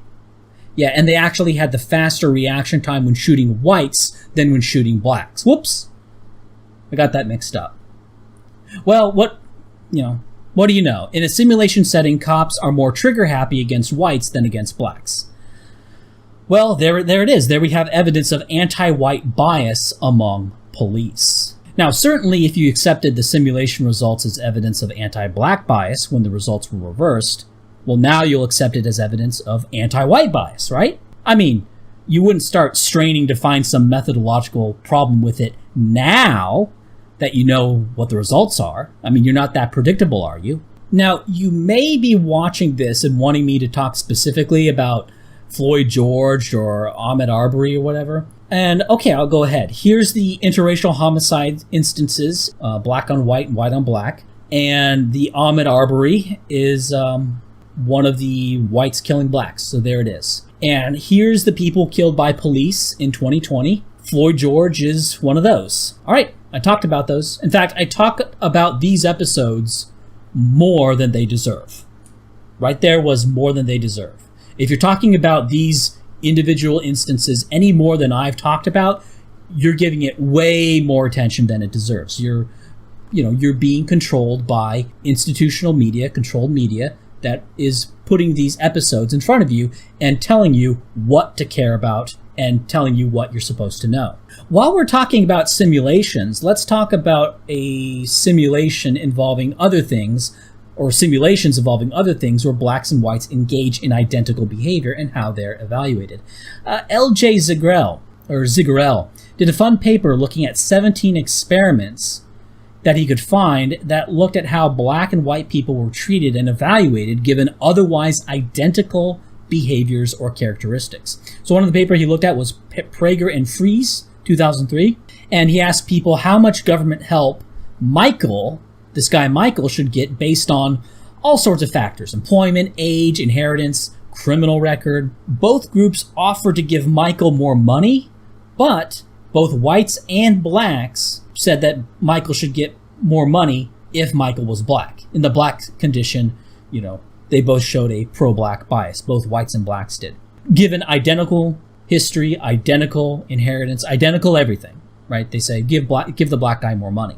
Oliver and Lee asked people to evaluate how fat someone was using computer images of black and white people who had otherwise identical bodies, right? These are identical bodies, just with a few black facial characteristics and white facial characteristics, and of course the skin color. On that, both blacks and whites rated blacks as being slightly fatter. Interestingly, blacks were more likely than whites to consider the black image fatter. Like, both blacks and whites considered the black person with an otherwise identical image as being fatter than the white person, but blacks to a higher degree. So blacks actually showed a more anti-black bias here than whites did.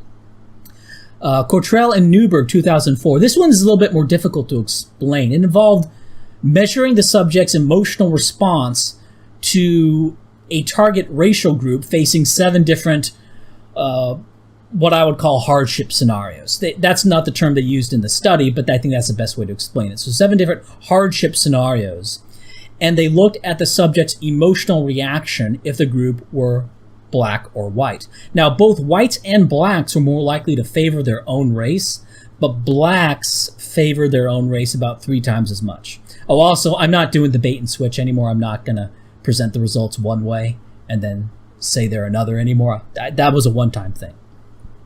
Okay, Bernard, 2005, gave little bios of various lawyers, being either male or female, or black or white, and the subjects were to rate how competent they thought the lawyer was. Both whites and blacks rated otherwise identical black lawyers as being more competent than white lawyers, right? They gave them characteristics, they gave them case history, they gave them win-loss ratios, they gave them all sorts of stuff. Otherwise identical lawyers, both whites and blacks rated the black lawyers as more competent. And they also rated women as being more competent than otherwise identical men.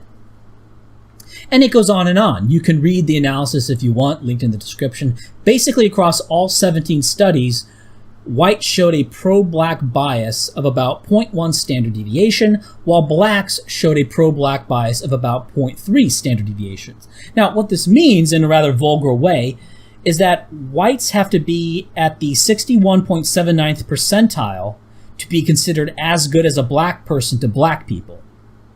And they have to be at the 53.98th percentile to be considered as good as a black person to other white people. Which is to say, for identical behavior or characteristics, blacks get bumped up 11.79 points out of 100 in terms of how other blacks perceive them. But blacks only get an extra 3.9 points for how white people perceive them. Not surprisingly, blacks tend to think that whites evaluate them too harshly, right? Because whites only give them 3.9 points, but blacks give them 11.79, so therefore whites are racist. See, that's how this works. Now, perhaps more germane to all the stuff that's in quote-unquote the news, or the news that you listen to and you're told to care about, is race and crime and cops and courts and studies on jurors. So another fun study was from Mitchell in 2005, and he looked at 34 What was a meta-analysis? Mitchell, 2005, looked at 34 studies in which people acted as jurors and voted on whether a given defendant was guilty and how long a sentence should be. So over these 34 studies, blacks showed an in-group bias about 15 times larger than that of whites. In fact, whites showed virtually none.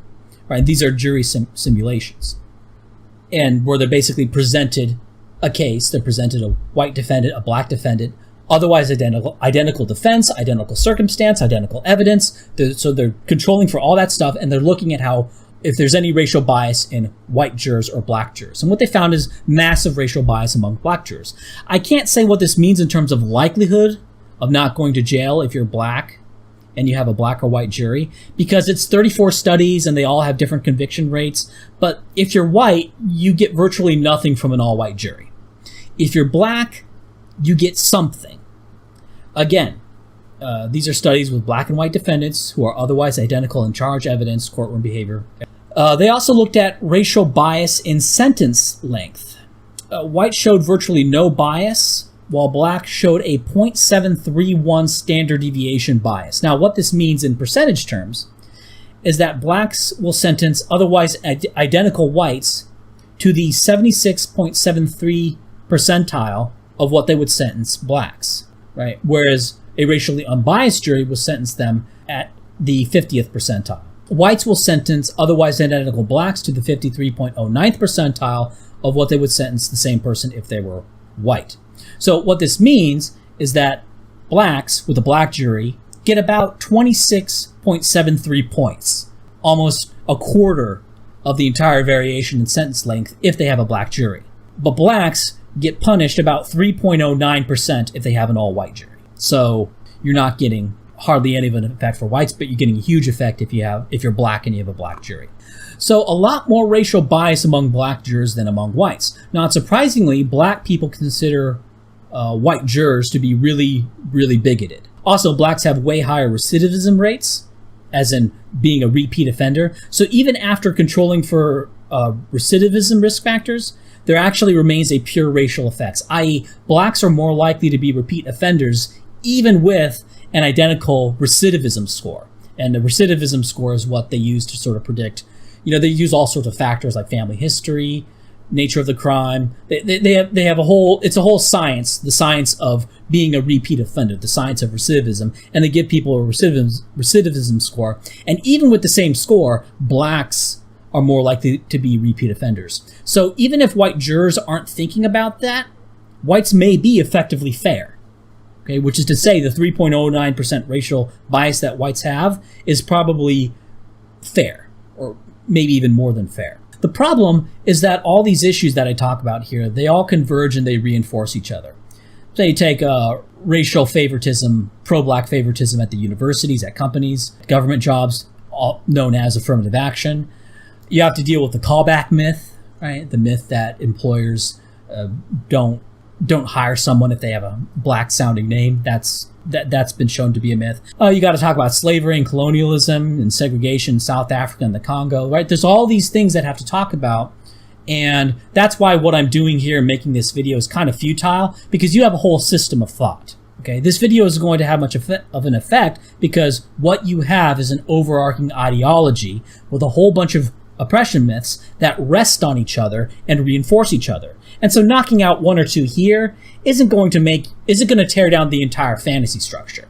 And it all converges, right? All these beliefs converge. That's the meaning of the term when people say, oh, this person is totally converged, right? They have all these beliefs that they all converge on each other, and it all acts as one system.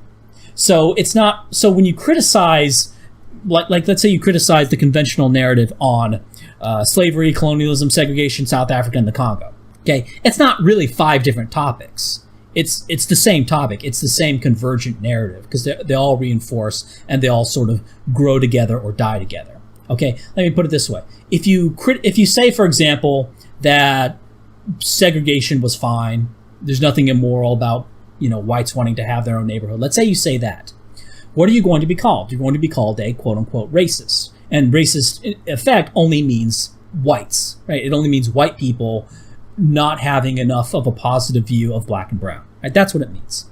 Or what would be a criticism of saying, well, blacks are being shot by police, but they're actually being shot less than their behavior warrants? What would you be?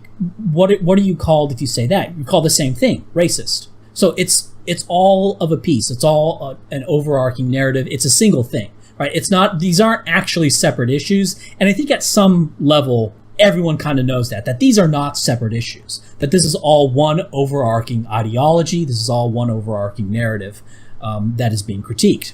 And the critiquers are, of course, called, heretics, communists, or race, whatever the term du jour is at your place and time in history, whatever the heretic analog is at your place and time in history. I think I'll end on this. Your perception of discrimination does not mean that you are discriminated against. From a Pew survey in 2016, younger black people reported having experienced discrimination more than those 65 and older. And blacks with college degrees report more discrimination than those without college degrees. Now, of course, this is false. Blacks without college degrees, while blacks in general aren't racially discriminated against, blacks with just a high school diploma almost certainly face more instances of racial discrimination to the extent they exist. Now, in reality, there's anti-black discrimination, pro-black discrimination, anti-white discrimination. There's discrimination all over the place, right? Discrimination, people discriminate all the time, and they racially discriminate all the time. The question is, what is the net effect, right? Are blacks more often discriminated against or discriminated in favor? Are whites more often discriminated against or discriminated in favor? That's how you need to look at this, because that's how the world actually works. Right? It's not like everyone is either neutral or everyone is uniformly mildly anti-white or mildly anti-black. What's actually happening in the real world is people have racial biases going in all directions all the time. Okay? When I say blacks have a pro-black or anti-white, when I say whites have a pro-black or anti-white bias of about 1/10 of a standard deviation, I don't mean that all whites have that mild pro-black bias. I'm saying that whites, on the whole, it averages out to 1/10 of a standard deviation pro-black bias, or anti-white bias, whichever way you want to look at it. Let's keep going. An NPR survey in 2017 asked blacks if they were ever, or a family member was ever, unfairly stopped or treated by the police. Those 65 or older, i.e. those who were born before civil rights, they were the least likely to say that they were unfairly stopped by police or a family member was unfairly stopped by police. And blacks in suburban areas are more likely to say that they were unfairly stopped, while blacks in the hood were less likely to say so. What this shows is that your belief that you were treated unfairly, it's a product of conditioning. If anyone was being unfairly harassed by the cops, it's going to be blacks in urban areas, and it's going to be the less educated ones who don't get into the urban areas. And older blacks, according to the mythology surrounding segregation, should have been harassed by cops the most. But what actually happened, what you're actually seeing, is that older blacks, they weren't told that they were oppressed as much as blacks are today. They were to a lesser extent, but they weren't told that they were oppressed as much as you are. And urban blacks, who are less educated and watch less controlled media, they don't hear about how oppressed they are as much as suburban blacks do, who are more educated. They watch, the journalism blogs, right? They watch CNN and Fox and stuff, right? And so they're told that they're oppressed. So you believe you're oppressed because you're told you're oppressed. There's no relation to actual oppression. This principle is also seen among women. From a Pew survey in 2017, the more quote-unquote educated, years in school, a woman is, the more likely she is to perceive oppression. Even though, if any group of women is being on net oppressed, right, which I don't think is the case at all for any class of women, but according to the narrative, it should be the least educated women who are the most oppressed. But that's not what you see here. The variable here is exposure to ideology. It's perception. And of course, we look at Republican versus Democrat. Democrat women perceive more oppression because their ideology tells them they are oppressed. Do you think Republican women are more or less oppressed than Democrat women. I mean, neither are oppressed, but Republican women probably have fewer, bonus points for being a woman than Democrat women, and yet they're less likely to say they're oppressed. And this is actually a dampening effect because Republicans actually have higher levels of education than Democrats. This is true. I'll post a link saying that this is true in the description. Sorry if that rustles your jimmies. Like, sorry, not sorry. But this is true.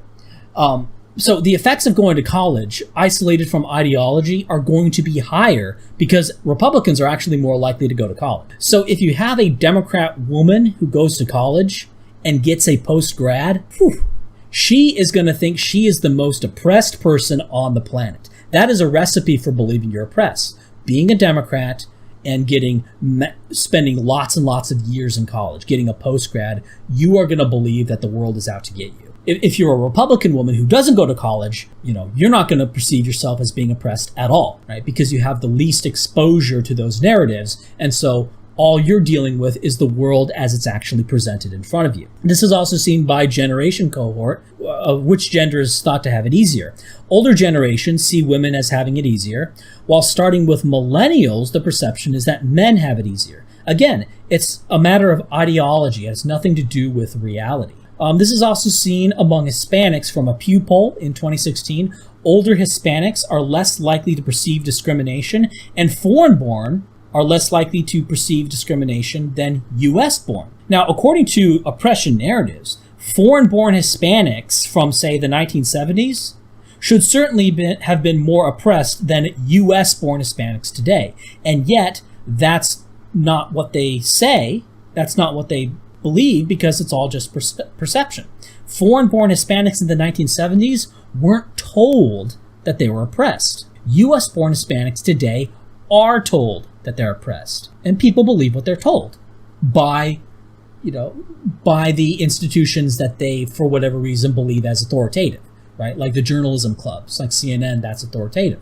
From Harvard in 2017, Latinos saying that they were unfairly stopped by police, 42% with a college degree say they were unfairly stopped, while only 25% with high school or less say they were ever unfairly stopped. Again, it's in all likelihood, if any of these groups were unfairly stopped, right, and there's a chance that none of them were in reality, but if any group was being unfairly stopped, it was probably the ones with a high school degree or less, right? Not the ones with a college degree, right? But the college degrees say they were stopped more because they went to college and they were told about how oppressed they are. Blacks are more likely to believe they are discriminated against when interacting with police or trying to vote if they live in a majority black area than in a majority white areas. But if they're in a majority black area, who's doing the discriminating? According to the oppression narrative, shouldn't blacks be most oppressed when they're surrounded by whites? This difference in perception makes sense when you recognize that it's just a result of the spread of ideology, right? When blacks are around blacks, the ideology spreads more than it does when blacks are around whites. It has nothing to do with any actual oppression, because plot twist, there is none. And that's a good point to end on. Now, you can tell stories about some white guy who doesn't like black people or Mexicans or whatever, but those stories are meaningless without considering the net effect. Because there are also white people who are anti-white, blacks who are anti-white, blacks who are anti-black, rather fewer of those, and they get ostracized massively. Hispanics who are anti-Hispanic, Hispanics who are anti-white. And so pointing out that this or that incident happened, like a thing happened, well, that doesn't mean anything. You have to look at the whole effect.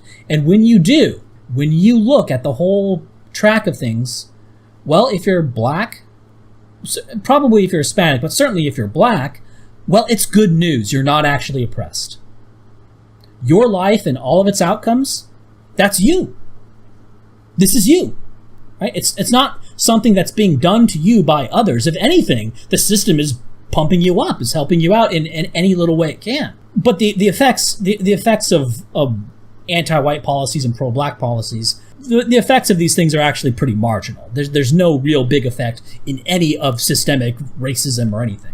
Right? There's probably a mild anti-white effect and a mild pro-black effect, but nothing that's going to affect your life outcomes by like 1 or 2 percentage points. Right? So the effects are small. What's actually happening is that where you are, that's you. Okay, it's you. The system isn't really having much of an effect on you.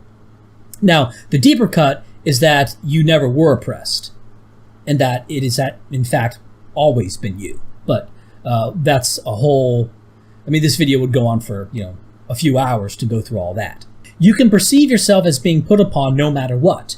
And whether or not you perceive yourself as being put upon is today entirely a function of your conditioning. Are you a Democrat or Republican? How old are you? Did you go to college? How many years did you go into college? Do you live in a majority black or majority white neighborhood? Those factors right there, those are going to more or less determine how oppressed you think you are. It's going to explain about 70 to 80% of how oppressed you think you are. Now, there's going to be some special snowflakes who, despite being a Democrat in an all-black area with a post-grad, they're not going to think that blacks are oppressed, right? You'll get the oddball here and there. But on the whole, these factors are going to more or less determine how oppressed you think you are. None of it's real. Keep in mind, you didn't think you were oppressed before any of this was told to you. And this is an experience that black and brown people have, is learning that they are oppressed. And the process of learning that they are oppressed, they have to be told it. They have to go to a class. They have to see a controlled media story, right? They have to see, like Rodney King or something. They have to see, it has to be told to them, right? They don't pick it up through their lived experience. That's the great irony of these claims about lived experience, is that it has positively zero to do with lived experience, right? Because those blacks and Hispanics who are the least connected to propaganda narrative, who aren't on Twitter, for example, they are the least likely to believe they are oppressed. The ones whose lives are most a function of lived experience are the least likely to think they're oppressed. So you have to be told this. This is something that is put into your brain from the top down. Right? This is a controlled narrative pushed onto you. It's not natural. It's not organic to you, right? It's something that someone else told you to believe, and that's why you believe it.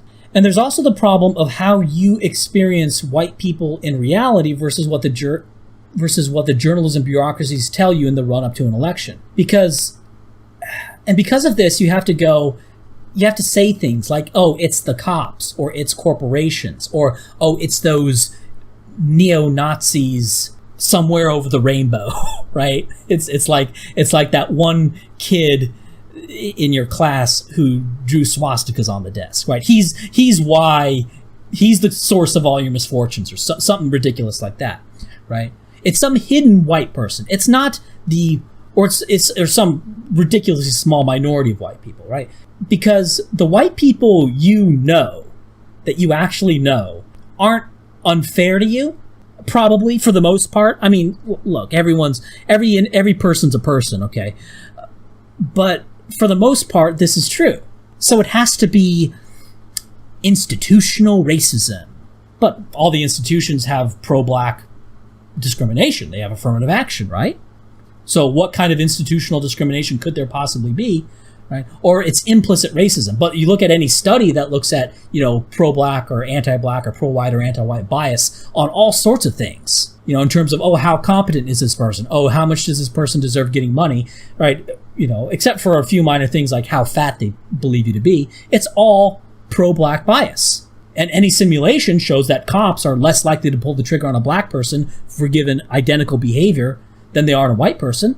And if you look at how many blacks are killed by police and compare that to the homicide rate and compare that to the percentage of cop killers are black, if anything, blacks are shot less than their proportion in those things. Blacks are underrepresented. Blacks, are shot less than they quote unquote should be.